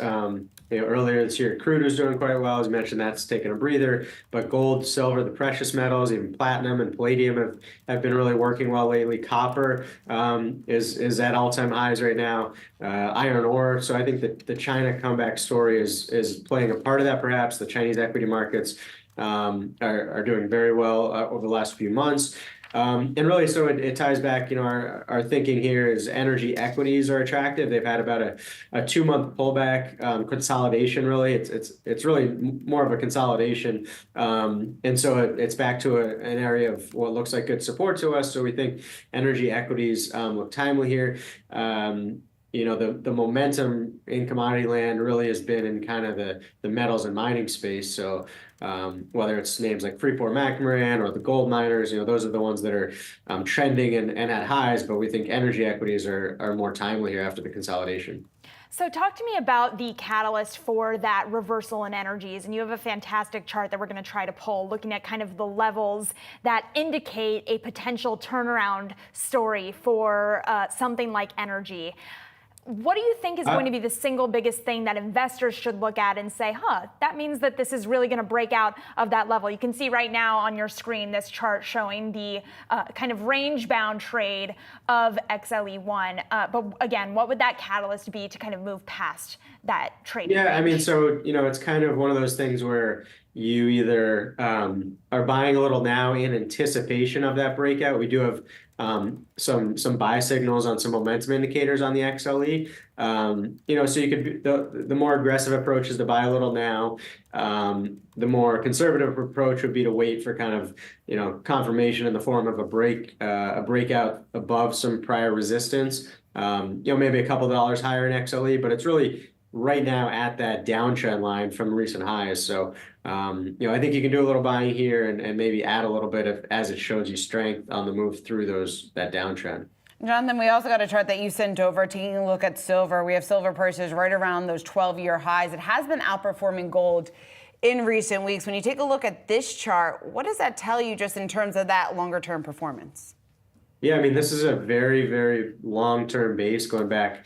You could argue back to 2011, the last time we had kind of that parabolic move in silver. So, 12, 13 years in the making. And then really, to your point, that in the best precious metal bull markets, silver outperforms gold. And so that's really been lacking over the last couple of years, even when gold's doing well. So now we have silver and gold trending higher and silver outperforming gold. That's typically a sign of a strong precious metal bull market. And the miners, if you want to talk about the GDX, that's also outperforming the metal. That's another sign of a strong, healthy precious metal bull market in our view.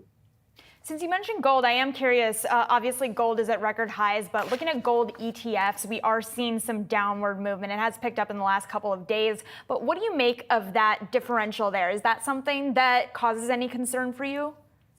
I think it's just part of the uptrend process, and you get moves up, and then you get consolidation and pullback. There's nothing in the price chart of gold, whether you're looking at the commodity or the ETF, that suggests to us that a final top is in. There's obviously intermarket analysis at play, whether you're talking about when you get pops in the dollar or in real interest rates. Those can have short-term, create short-term headwinds for gold, but we think the trend is still higher, and we've probably yet to see the final high here for gold.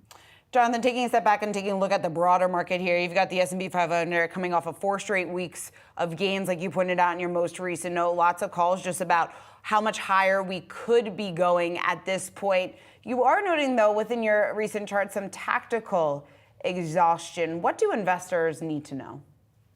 Yeah, I mean, I think at this point, it's more just a signal to maybe hold off on initiating new buys, broadly.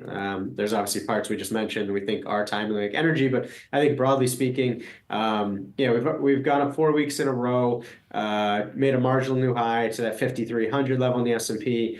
There's some complacency setting in the form of put call ratios. If you look at a 5 or 10 day moving average of the put call ratios, that are kind of back near year-to-date lows. So investors are not really embracing puts, and that's a sign of complacency. And then you have a little speculation creeping in. We know last week saw some of the meme stocks come back, and you actually had the all-time record highest volume day for the Nasdaq Composite last Thursday.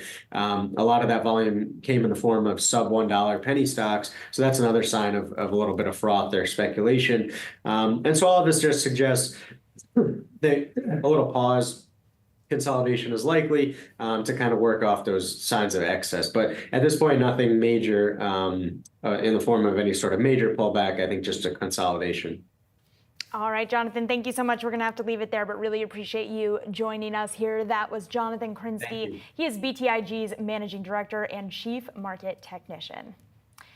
Well, a trend that we are watching this morning is the growing popularity of GLP-1s, the use of these weight loss and diabetes drugs, more popular than ever, and companies are capitalizing off it. Just this morning, Nestle introducing a new frozen food brand called Vital Pursuit.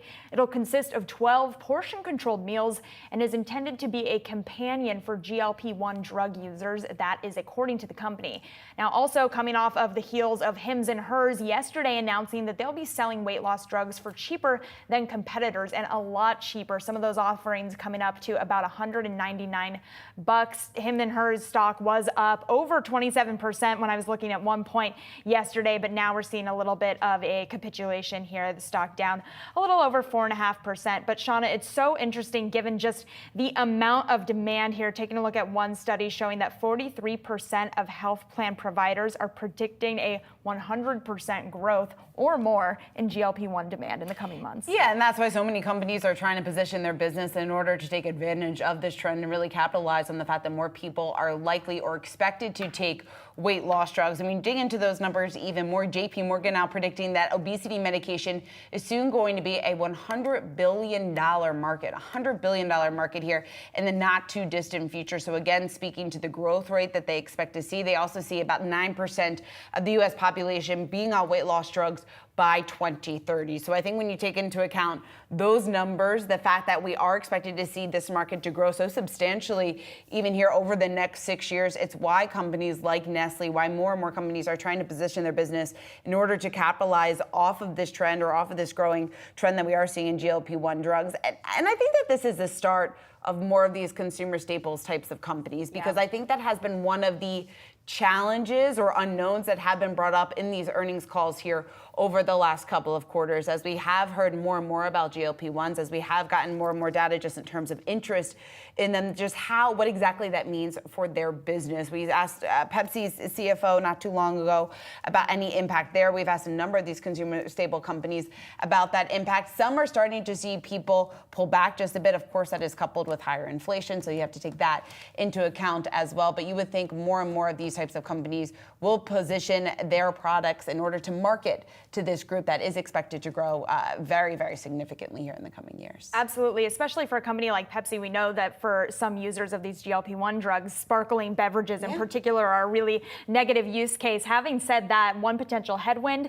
healthcare changes. We know that there have already been issues with healthcare providers changing what they do cover. If these drugs do become more expensive, what could that do to the amount of demand? So something to definitely, we'll definitely continue talking about this for years to come, it feels like. All right, we're going to have all of your markets action right here ahead, so stay tuned for more. You're watching Catalysts.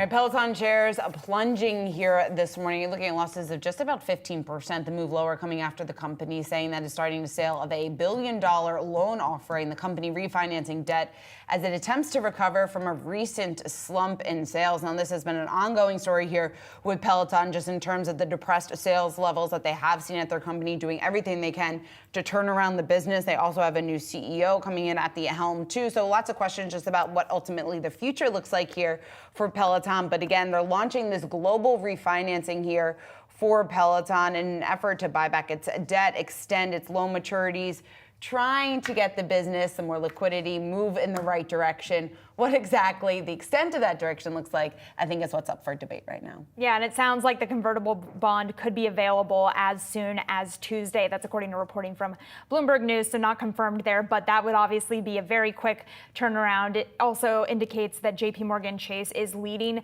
that transaction, so we'll have more information tomorrow at 1 p.m. We're going to get a call from JPMorgan that's going to have more information about this, but Peloton just kind of becoming the latest issuer of a lot of debt. We've seen this as a trend following the rise in interest rates. Other companies doing this, we've got Citrix, parent company, Staples, Gray Television also kicking off some refinancing efforts. And this is what we've also been talking about when it comes to those small and mid-cap names that are going to have to refinance their debt in a higher for longer environment.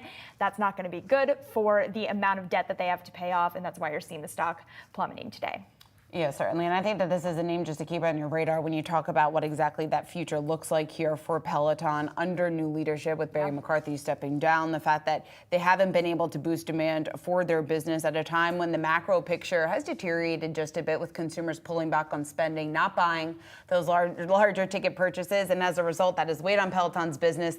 They also announced another large layoff on the heels of its most recent earnings results. So the company making a number of moves to try to get in a better, more stable financial position here going forward. Well, and speaking of the consumer slowdown, Wendy's debuting its new $3 breakfast combo meal on Monday. This is the latest sign that some chain restaurants and retailers could be sensing a consumer slowdown. Now, this comes also after Target announced price cuts on 5,000 items.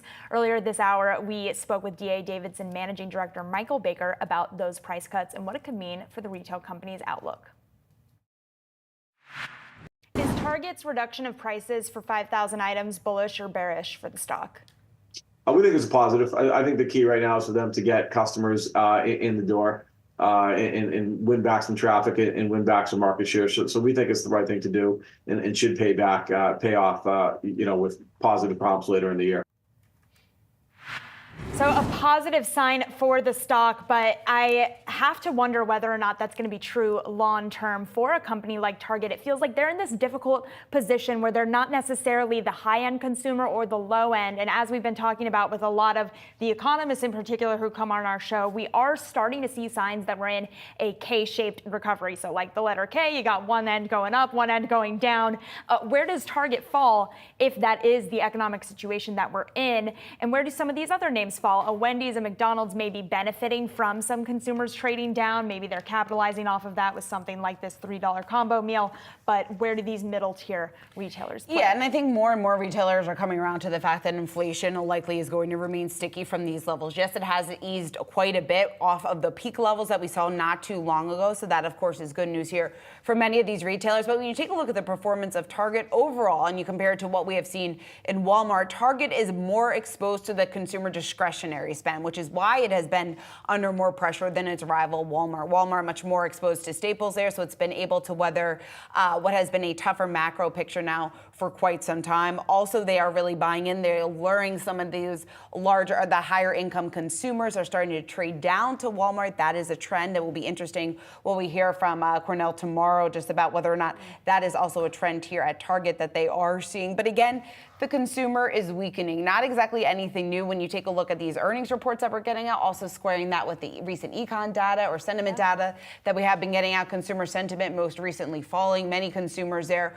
referencing sticky inflation as a huge headwind here for spending going forward. So I think that's why we've talked to strategists time and time again, saying that the discretionary sector could be under a bit of pressure here, at least in the short term, as we do see more of this rotation out and we do see more broadening here of market participation as well. Absolutely. All right, well, coming up next, we've got wealth. 40 40% of U.S. mortgages in 2023 were taken out by Gen Zers and millennials. Brad Smith is going to break it all down for you next hour. We'll see you tomorrow.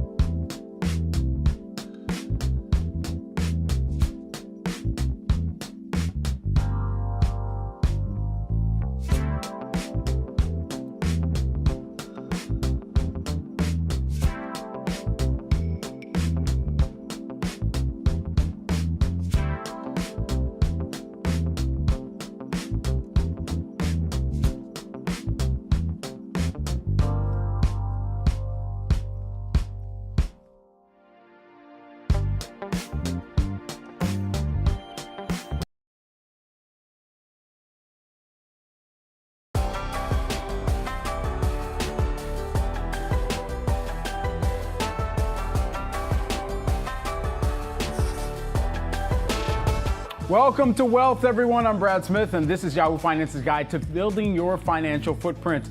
Our community of experts will give you the resources, the tools, the tips, and the tricks that you need to grow your money. Hey, on today's show, Lowe's quarterly results revealing DIY, do-it-yourself consumers are pulling back on big ticket items. We get an expert to weigh in on when we can expect to see a recovery in the home improvement sector. And think about investing in retail. It's a big question out there. The CEO of a big financial analysis firm gives you his 3 top stock picks in that retail segment. Plus, fast food chains are offering more and more value meals to help consumers contend with inflation. One restaurant executive will tell us his case for why this might not be the answer. All that and much more. But first, we take a look at some of the market action. We're 90 minutes into today's trading activity. Taking a look at the Dow Jones Industrial Average, the S&P 500, and the Nasdaq. Everywhere you look, we're green right now. Flat, barely to the upside. So we'll keep a close tab on that going forward here right now. This is coming off of a week where we've seen some new record highs for the Nasdaq and the Dow intraday and closing. Also, let's take a look at Lowe's. Lowe's customers pulling back on their hammers and nails again this quarter.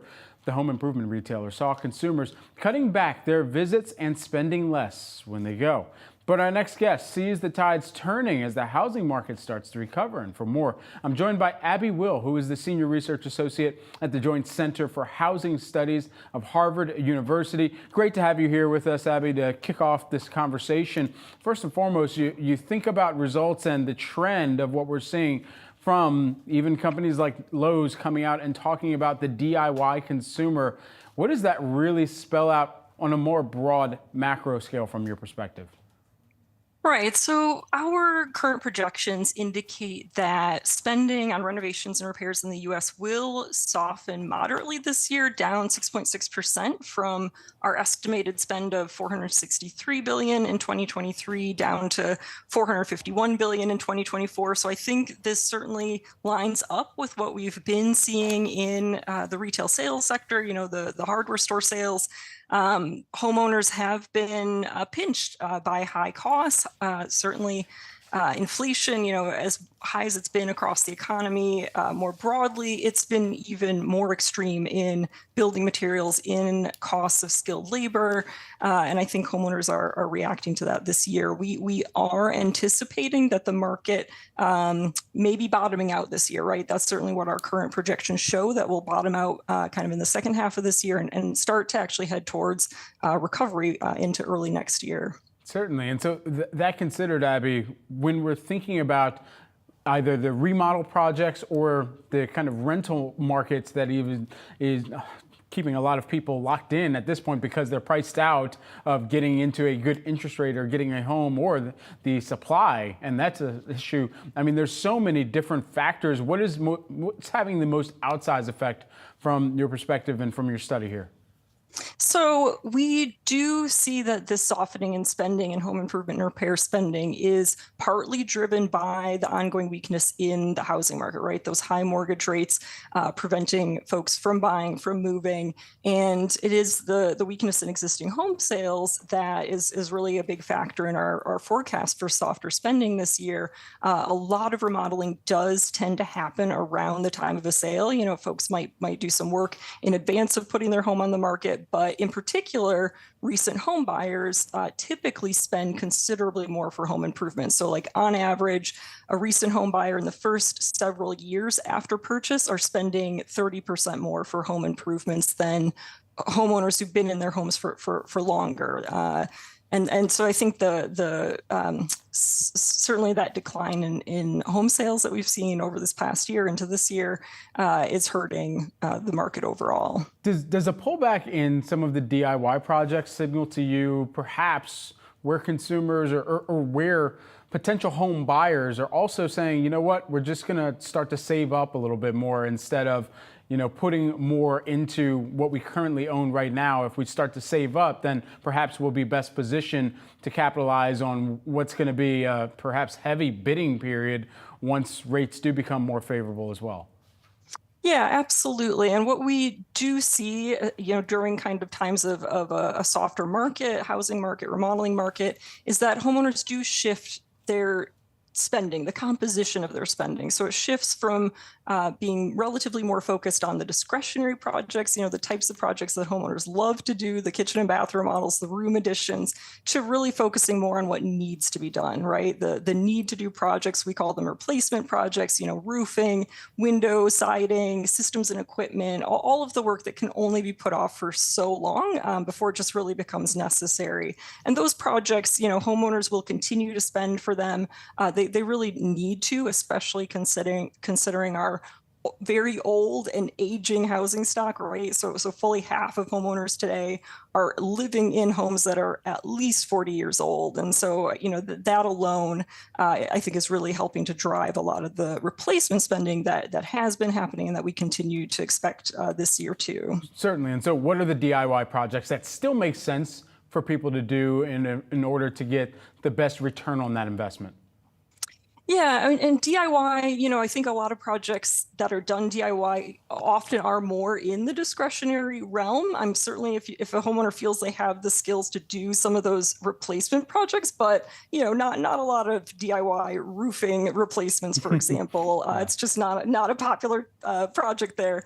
But the smaller scale projects, the kind of maybe doing a partial kitchen remodel, replacing the countertops, refacing the cabinets, painting, all of that can be done much more, easily as a DIY project, and certainly would provide, enjoyment for homeowners to kind of freshen up their spaces, knowing that, they might not be able to do the bigger full remodel this year or really until, the market changes or they just feel better about making those bigger investments in their home. Abby, thanks so much for taking the time here with us today. That's Abby Will, who is a senior research associate at the Joint Center for Housing Studies of Harvard University. Appreciate it. Thank you. Certainly. Let's stay in the housing market here. A new Redfin report reveals Gen Z and young millennials took out 40% of mortgages in 2023. To break down the state of housing for us, we've got Yahoo Finance's very own Danny Romero here with us in studio. Okay, let's break down some of these findings here, Danny. What particularly stuck out? Gen Zers and young millennials got more skin in this home buying game. Like we said, nearly 40% of the new mortgages issued last year went to buyers under 35 years old. That's what Redfin reported. And there are 3 reasons. One of them being people typically buy their home in their late 20s to early 30s. That gives them enough time for saving for that down payment. It also becomes more financially feasible and desirable. And the second reason is that many people still view that real estate is a safer long-term investment compared to investing in the stock market. And the third reason is really young buyers typically don't have a lot of cash on hand. The acronym Henry, high income, not rich yet, comes to mind, so that they're more likely going to take out a mortgage, Redfin reported. But another interesting aspect of this report is that about 48% of the new mortgages were issued in Pittsburgh. The median sales price in Pittsburgh is around $260,000. If we compare that to the national median sales price, which is $420,000, that is a difference of $160,000 cheaper. Right, well below the average there nationally here. So some favorability on pricing perhaps. But I mean, this as U.S. home prices have continued their ascent here. So we're also seeing a near record high of newly homes built here too. Of course, in the jousting for existing homes versus new homes. What do we know here about the positioning? Because this is particularly not alarming, but it's shocking actually, really, because existing homes have typically accounted for what, like 88% of the homes that are sold. This is a good thing. Yes. Yeah. Newly built homes continue to outperform and really take over this inventory side of the housing equation. 1/3 of single-family homes for sale were in the new home market. Wow. And that was similar to last year if we compare that. But the new home market has doubled since the pandemic. And there are 2 reasons. Home building has shot up. Construction has soared since the pandemic, especially that builders are responding to that buyer demand. And the second reason, like you said, the weak supply in the resale market is really helping that story come to life. Homeowners are staying put. They're not buying right now. And so builders are offering those incentives, the mortgage rate buydowns, when the builder upfronts the costs to lower the rate on the loan. That is really attractive. And also the sales price in the new home market also seems a little more attractive, Brad. Yeah, it seems like also at the same time here, builders have eased up slightly on some of the housing starts due to high mortgage rates, dampened demand, many of them still trying to offload the glut of homes that they started developing, back in 2021 and 2022 here too. They're not going to stop though. No, not at all. Danny, thanks so much for taking the time. Appreciate it. Coming up, everyone, do you have a Macy's credit card? We reveal what the retailer's earnings say about delinquency rates. Plus, later on, we're going to hear from one guest who tells us why he's strictly bullish on athletic apparel retailers. Oh yeah, the business of the stretchy fabrics. Don't go anywhere.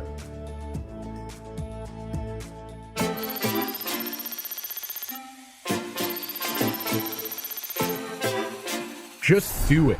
Nike's slogan and swoosh logo that defines the iconic brand is now a staple for footwear, athletic apparel, and pop culture. The company generated more than $51 billion in revenue in 2023, an increase of about $4.5 billion year over year.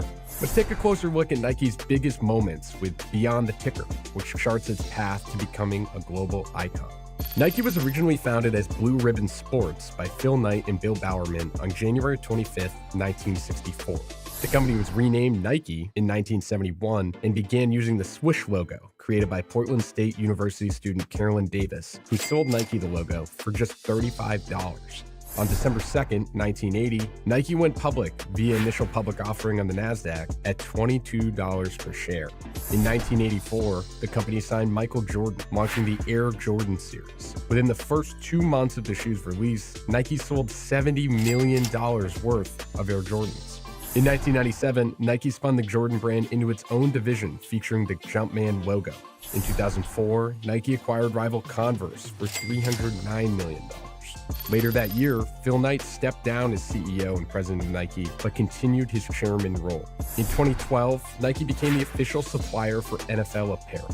1 year later, Nike became a member of the Dow Jones Industrial Average, replacing Alcoa. Phil Knight officially stepped down from all duties with the company on June 30th, 2016. On November 5th, 2021, Nike stock hit an all-time high, trading at $173 per share. But with the stock down over 20% over the past year as concerns over slowing sales growth and demand in China mount, investors are waiting for the next leg of innovation from the shoe giant.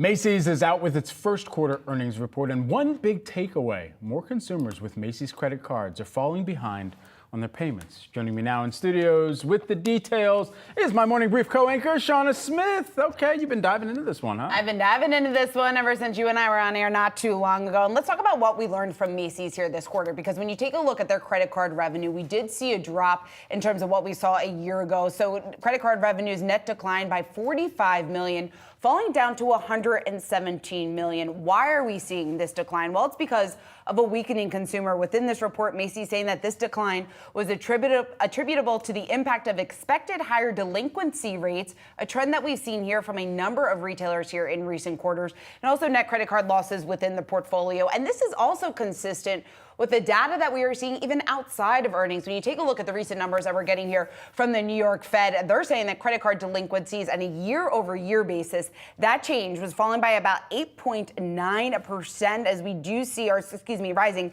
8.9%. And then the total U.S. household debt, that actually increased by about 1.1% from Q4 to $17.69 trillion. Average credit card debt per borrower, that is now just over $6,200 here. So we bring all of this up because this really paints a picture of what is happening right now. When you take a step back, everything that we've learned from the earnings so far this season, taking into account what we're hearing from Macy's on this earnings call this morning, where they're saying, yes, the consumer is under pressure. They likely will remain under pressure for at least the remainder of this year. They're making some changes, adding promotional activity here in order to try and boost sales. You see it reflected in the delinquency rates. Clearly, there has been this pressure because of sticky inflation that has forced consumers to make so many of these tough choices. And that's also reflected, I think, in so many of these stock prices here, because you and I have been talking to strategists after strategists who have said the consumer discretionary sector has been under pressure. A lot of those bigger names will likely remain under pressure as they try to navigate what this new normal is going to look like here for these retailers, at least over the next couple of quarters. I just find it, and I find it fascinating how executives are talking about the consumer and how that's changed. The delta between this time last year where it was, hey, the consumer is resilient, everyone, to now the consumer is under pressure, the consumer is stretched or relatively stable, like we heard from Walmart CFO. Yeah, exactly. And also just the difference that we are seeing from the lower income consumer versus the higher income consumer. Right. And that was also on display in Macy's report, right? Because when you take a look at the Macy's brand, that was under pressure. But then when you take a look at Bluemercury and a number of prints here, even within Bloomingdale's business, showing more resilience than its namesake brand. So we are seeing that discrepancy, which is certainly worth noting. We will be getting earnings results out from Target also this week, which will paint a better picture of exactly how the consumer is feeling right now. But again, at least the sentiment is we will likely hear similar commentary to what we heard from Walmart. Yes, people are trading down. They're foregoing some of those bigger ticket purchases for those staple items, and as a result, likely to remain under pressure here, at least in the short term. Well, I can't wait for the Target earnings. I just got a Lego set from Target just last week. Yeah, well, for yourself? For myself. Look, I'm just trying to be like, I'm trying to be like. Come over and play with my 4-year-old then soon. Done deal. I'm trying to be like Victor Wembanyama. So maybe we'll get Victor, we'll get, your son and myself, and we'll have a grand old time with some Legos. All right, thanks so much, Sean. Thank you. Sticking with our retail discussion, investors are also watching names like Target, BJ's, TJ Maxx, and Ralph Lauren ahead of their quarterly results this week. And our next guest says the athletic retail is the place to invest. Here to weigh in, we've got Tony Zapparo, who is the EquitySet Chief Executive Officer. Tony, great to have you here in studio with us. Thank you for having me. Absolutely. All right, so let's dive into this. Walk us into your thesis here on the athletic apparel side of retail. Yeah, so athleisure definitely had its heyday the last couple of years. Obviously, with COVID and staying indoors and remote work, you had huge run-ups, right, in stock prices and discretionary spending. The thesis now is they've actually, over the last year and year to date, massively underperformed not only the market, but the consumer discretionary and retail other names and ETFs. So banking on a bounce back here. Correct. And banking on a couple names that we feel diversify in terms of product line, price points, and really they're the stalwarts in the industry that, even though they're not perfect, they have been around and they're generating massive profits and cash hoards. What's your assessment right now of the ability to generate demand through innovation through some of these companies? Yeah, and we were talking a little bit earlier about it feels a little stale, right? So when you're looking at the big players, Nikes, Lululemons, Under Armours, while Under Armour might be kind of the newest one with some of its celebrity collaborations, right? Obviously Nike's been doing it for decades and doing it well. It just seems like the same product with a different face on it, right? And same thing with Lululemon, yoga pants, right? Some nice breathable polos for golf and going out to the bar after. But it really has to improve in order to kind of drive sales and demand. But that's where we think if there's a waning of consumer spending, at least those are safer bets than some of the newcomers in the space. It's not the bar if you just call it the 19th hole. At the end of the day, we also have a critical year for all of them, and there's going to be a lot of competition amid the Olympics. It's an Olympic year. Of course, you've got the tentpole events, and we were speaking with a couple analysts about this earlier on today, and how critical, and actually the CFO of Amer Sports, we had them on Morning Brief earlier today, just talking about how critical of the year this is with the Olympics, with a lot of major events that are taking place, and companies needing to get this right. What happens if they do not, and what's the difference between the winners and losers there? Honestly, I think they'll be fine. And that's strictly from a valuation perspective. A lot of what we're seeing with names like Nike, Under Armour, Lululemon is it's really already priced in, right? So if they don't do well, you've seen them fall 20, 30%. Whereas, yes, there is a chance that they're losing market share, but a lot of that market share is growing, right? There's reports out that right now around $330 billion in athleisure consumer spending. That is supposed to be at a 9.3% compound annual growth rate until 2030, which puts the market nearly double. And so while optics, news might not provide the best headlines for the shorter term trades on those names, really, I don't think in the long term it matters that much to the bottom line for them. We just had a company in Under Armour put out their fourth quarter and full year results here for fiscal 2024 just last week. Thinking through the management at this company and the revolving door that has been, what should investors be keeping tabs on there and what this management team needs to do? Yeah, and make no excuses for it, Under Armour's results were terrible, right? Dismal. You saw it pushing down heavy and then surprisingly had a lot of buying and it kind of pushed it up and it's right around those same levels. And that's really, it's a value stock because of all those issues right now, right? You're looking at half times price to sales. Does mismanagement classify a company, though, as a value stock regardless of the environment? Good point. And so I think with former CEOs, a lot of it is, it's going to have to be a turnaround story. So I think that's where if they can get it right with management coming in, shaking things up and pushing the company in the right direction, that's the play that then it becomes a value stock. Right now, it's a little bit of a gamble, right? In terms of its valuations are low, but they're low for a reason because there's a lot of questions around whether they can sustain. There's a lot of course, litigation that is always taking place with these companies, whether it's Nike and New Balance or whether it's Adidas and Lululemon. I mean, it seems like there's always something that gets kind of lobbed at the other enemy territory time and time again here. But is there anyone that's clearly running away with the consumer mindset at this juncture? I would say Lululemon may be the closest, right?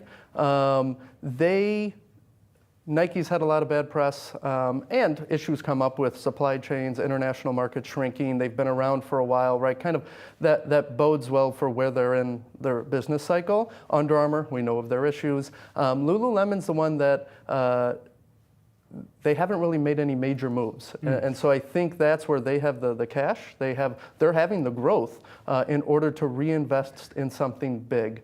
And that's where I think they're going to be focused on the right things the most out of the other two.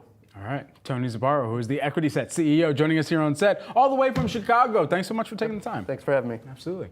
On Wednesday, everyone, Target will release its latest earnings report. Here with what you, the consumer, should know is our own Josh Lipton. Hey, Josh. Brad, Target earnings are indeed on tap. For the first quarter, analysts are expecting earnings per share of $2.05 on revenue of $24.13 billion. Now, that would represent a drop year over year of about 3.3%. Heading into this report, the stock is up about 10% this year. Among financial analysts, opinion fairly divided on Wall Street. 20 buys, 15 holds, and 1 sell. Companies now trying to bounce back after last last year's performance when annual revenue declined for the first time in 7 years. But Target, we know, has a game plan to boost shopper traffic and profit. It's really a three-pronged strategy here, upgrading existing stores as well as plans to open more than 300 new stores, a paid membership program called Target Circle 360, and expanding its own higher margin private brands, which represent roughly 30% of its business now. And more immediately, just this week, Target announced it was cutting prices on 5,000 items this summer. That includes 1,500 items getting price cuts right away. I spoke to D.A. Davidson's Mike Baker. Now, he has a buy rating on Target. Yes, he says company had a challenging 2023, but he sees better times ahead. Tomorrow, he thinks the company is going to say that Q1 comparable sales, or those from stores and online channels, were down about 3%. But Baker bets that this will be the last quarter of negative comps. And looking ahead, he thinks that the company's margins are going to get back to historical norms, meaning in that 6% range. In part, that's because Target, he says, is getting more efficient when it comes to online delivery. Now, Target does have big competition, of course, including Walmart, which reported earnings last week. If you are an investor, can you be a fan of both names? Baker says yes, because these companies represent two different investment ideas. Walmart, he argues, is a best-of-breed company that is simply firing on all cylinders right now. Target, he says, is a turnaround story and one that he believes is gonna work. Brad, back to you. All right, tons to track in the retail landscape this week. Josh, thanks so much for teeing up Target for us, the brand of the bullseye. We've also got a slew of fast food giants starting to offer cheaper options this year. We explore if that's enough to bring price-conscious consumers back into those aisles and into those stores. Either way here, we'll be right back after the break.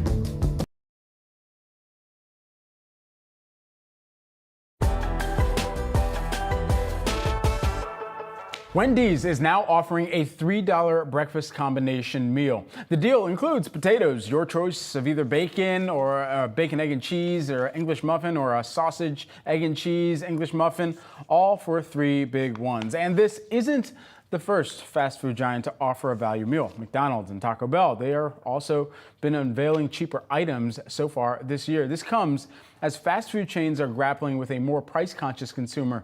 Between 2014 and 2024, the average fast food menu has risen between 39% and 100%, according to Finance Buzz. To break down if this is the right move for fast food chains, Charlie Morrison, who is the Salad and Go CEO, is here with us. Charlie, great to see you. Great to speak with you again here. You know, as we think about these temporary value meals, Are they the right strategy for some of these quick service restaurants out there? Well, I think providing access to consumers for a good value is absolutely always the right thing to do. The challenge we're dealing with right now is something that's quite cyclical. Chains are taking lots and lots of price when they feel like they can. And then when the consumer starts to push back, we go right back into the cycle of value orientation. What doesn't seem to be working is the idea of sustaining an everyday low price and a price that consumers can afford for access to good food and healthy food at that. And so what does normalizing fair and valued pricing look like over a sustained period of time? Well, I think it all starts at the core of how businesses are built and the food systems that we have today. There are a lot of people who are involved in the food chain, all the way from the growers through the processors to the folks that bring the food to the chains and the chains themselves. And so with so many people playing in this, it's really hard to get back to the core of what is most important, which is providing access to healthy food. This inflation is not just the food itself, but it's everything on top of that, everything that goes into it. And what we need to do is completely rethink the whole food system to make sure that we can provide value back to the consumer. At our company, that's what we do.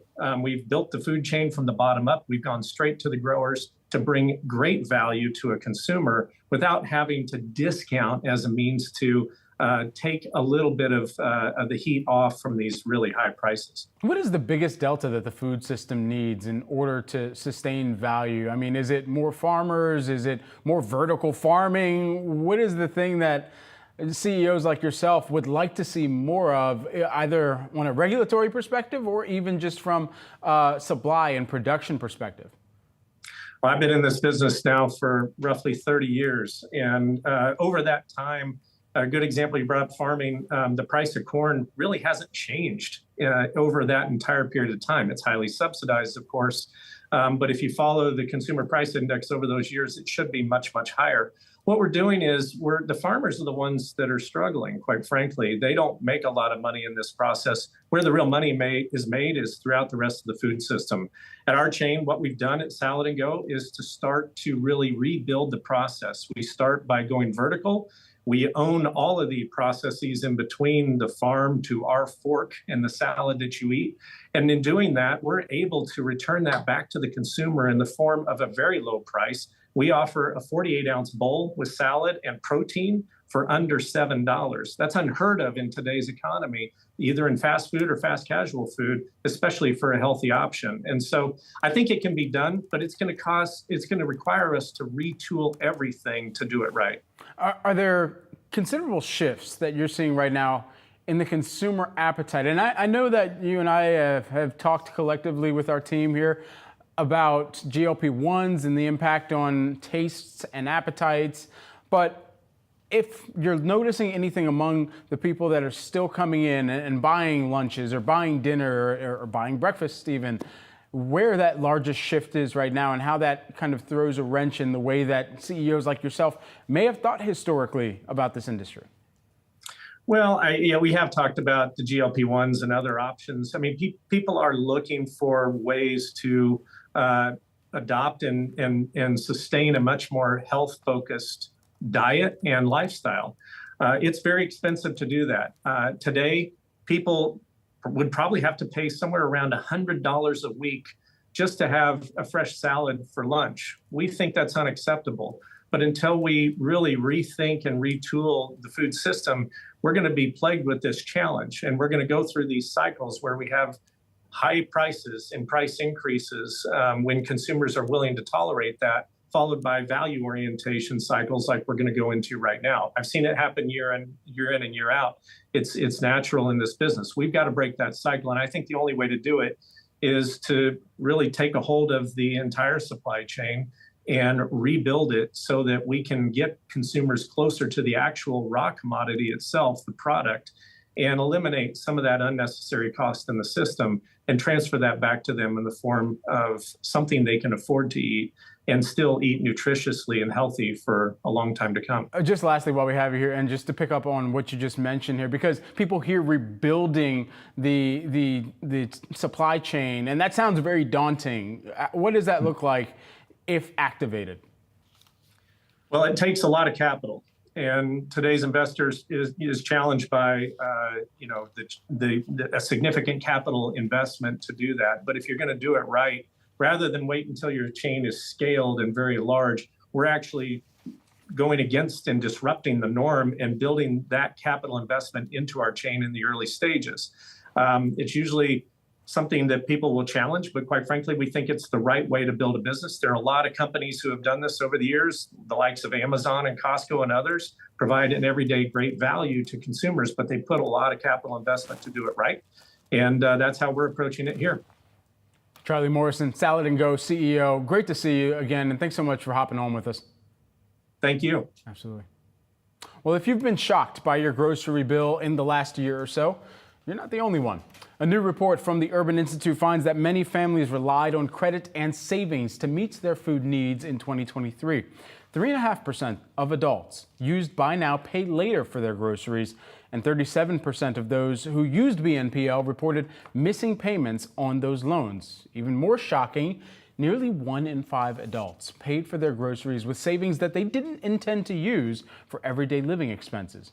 And if we look closer at who is most affected, the report finds adults with low food security were more likely to experience debt repayment challenges relative to those reporting less severe food hardship.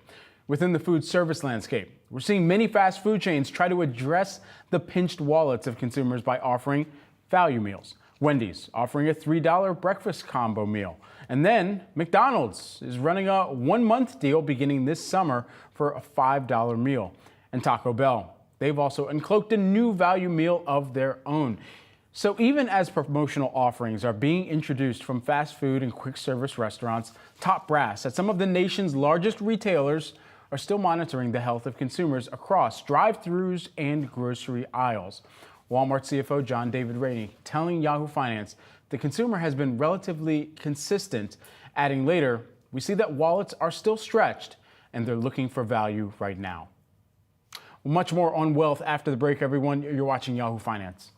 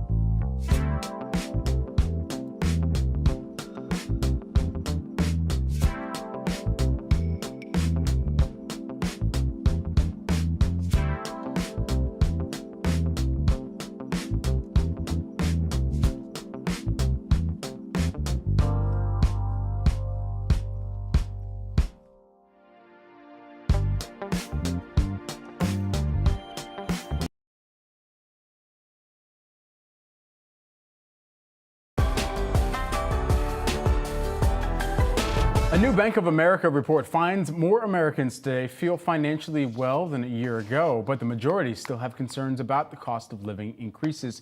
Here with more, we've got Lorna Sabia, who is the Bank of America Head of Retirement and Workplace Benefits. My apology, Lorna. Great to have you here with us. First, walk us into some of the findings here and what jumped out to you most notably. Sure. Thanks for having me, first of all. We've been doing this research for the last 14 years, and we basically look both at employers and employee sentiment. And so, like you said, financial wellness, folks are feeling better than last year. So 47% this year said they feel more financially well versus 42% last year. Some of the things, though, I want to make sure are clear, though, within that, because there's a lot sort of tucked in, is the difference between men and women is actually marked. And so 58% of men feel financially well. Only 36% of women feel financially well. That 17-point gap is actually the second largest that we've seen in the last 14 years. So I'm a little concerned about that. And if you even unpack that further, we see that Asian employees are actually most financially well at 58%, followed by white Caucasians at 50%. And then it actually starts to, deteriorate a little bit, 36% and 35% for Black, African American, and Hispanics as well. So I'm always concerned about, yes, the top line is important, but unpacking that and really understanding the demographics of a particular company are equally important. There's a lot. This study is rich. There's a lot in here that's really compelling, and caregiving is another topic in that regard. Yeah, absolutely. And Lorna, you broke down a few things within that. I want to dive first back into what you were mentioning on the gender front there and what we're seeing in terms of the disparity there. Is there a leading cause right now? Is it compensation? Is it cost-based? What is it that kind of jumped out here? Yeah, I think caregiving is at the top of the list. And so probably if you look at since the pandemic, the caregiving topic is smacking women in particular. It's a female topic. And so, when I think about that, that's probably first and foremost. Right behind it is exactly what you just said, which is pay equity. And so, when you think about even a woman's life stage versus a man, it's just different, right? Oftentimes caregiving, whether it's having children moving away from the workforce for a period of time, that stops things like access to benefit programs like a 401k. It stops things like access to Social Security credits. And we know that women live on average 5 years longer. On average, they retire 5 years earlier, and they have disruptions in their career. And so you put on top of that any disparity in pay, that actually over a lifetime can translate to about $1 million of wealth gap. And so I think caregiving in particular and that pay equity topic, it's interesting. We're finding even in the survey that employers who are focused on pay equity topics and talking to their employees about it, obviously they're accessing the best talent. Everybody wants to work for a company that is going to pay fairly. It's just we need more companies to actually focus on that as well. Certainly. And so of that, what also kind of transcends over onto what you were mentioning in terms of the ethnic kind of breakdown there as well, too, because that also had its own disparities. We've heard over the past years about corporations saying that they're going to be doing more to either eliminate biases and making sure that within their hiring and compensatory practices that they are having a mind for equity as well. Is that actually panning out right now? It is. We're seeing more and more companies, first of all, interested. So when we work with companies of all sizes, we talk about some of the analytics that we can provide. But when you think about that, that means the way you educate, the way you communicate about the benefits that you have is really important so you reach all populations. Many more companies understand the dynamics of their demographics within their organizations. If I was to rewind the tape even 5 to 7 years ago, many less companies were even focused on that. And now many are reaching to understand how best do I focus on pay equity practices where it's an unbiased look at compensation and actually address that. So there's a lot of sharing of best practices in that regard. There's been a lot of innovation with companies providing, whether it's software or indices that can help companies actually with their equity programs. And so we're seeing a lot more interest and a lot of progress there, which I think is great for employees of any industry. Then additionally, we were just showing on screen one of the stats here, 76% of employees believing that the cost of living is outpacing their growth in the salary or wage front. That's compared to 67% in June of 2023. And I come back to this and bring this back up because this also has a bigger impact on future financial planning too. And so where is that kind of also hitting the mindset and preparedness to being able to get towards retirement, being able to get towards financial stability? Right. It's a great question. What's interesting, though, we also found that actually last year, 63% of folks felt that the economic macro environment was actually going to deteriorate their preparedness for retirement. That has moved to 53%. So there's some optimism there. What's interesting, though, is inflation is inflation, and it's your own personal experience about what you're actually, buying and what has changed in those prices. And so I think folks understand that now, and they're actually changing their behaviors, whether they're spending on different items, whether they're spending less in general. But the sort of, to me, the sentiment that we actually see are people are actually understanding that better this year. They're not as afraid of it as it relates to their retirement preparedness, but it's still a topic. Inflation is still a topic for sure. And my co-anchor earlier was making fun of me for buying a Lego set recently. I'm not buying as many as I was in 2021, but certainly, treating yourself every once in a while here. But Lorna, thanks so much for taking the time, breaking down some of these key figures around financial wellness and the mindset of so many that are out there in the economy. Lorna Sabia, who is the Bank of America Head of Retirement and Workplace Benefits. Thank you. Thanks so much for having me. The American middle class is an idyllic picture of a family living in the suburbs. Adults that work hard but make time to barbecue on the weekends and have at least one vacation a year. But in recent years, economists are seeing signs that this once dominant class of people are losing ground. So what does it look like to be middle class across America? Our very own Rochelle Akufo is here with some of the data. Rochelle, what have you found? I mean, we know that we're going to hear a lot about the middle class, especially as we head into the political season. But there are good reasons why the middle class don't feel as if they're doing well financially, despite what the GDP or inflation data is saying. And there are three things to consider: your location, your household incomes, and previous generations. So as we use the latest census data from 2022, the real median household income nationally was $74,580. So think of that then with that location, with that amount in mind. Now, location as a baseline, when you're calculating who's in the middle class, it's typically defined as households making 2/3 to double the median income of residents in your state. So keep in mind that factors in higher income, lower income, the whole picture here. So when you dig into individual state data, household incomes where you see states where you have to earn the most to be middle class, well, if you live in New Jersey, Maryland, or New Hampshire, you're up here. New Jersey, looking at the low range of being considered middle class, $64,231 to the high range of $192,000, $192,692. Maryland, similarly, $63,000 at the lower range, almost $190,000 at the higher range as well. And then looking at New Hampshire, looking at $59,995 to about $179,984. So if you think those six figures aren't stretching as far as they used to, it does depend on where you are. Now, the states where you're actually the closest to that national median household income, well, that's looking at Utah, Alaska, and Idaho. And there you see between 51 and 53% of the population are middle-class earners.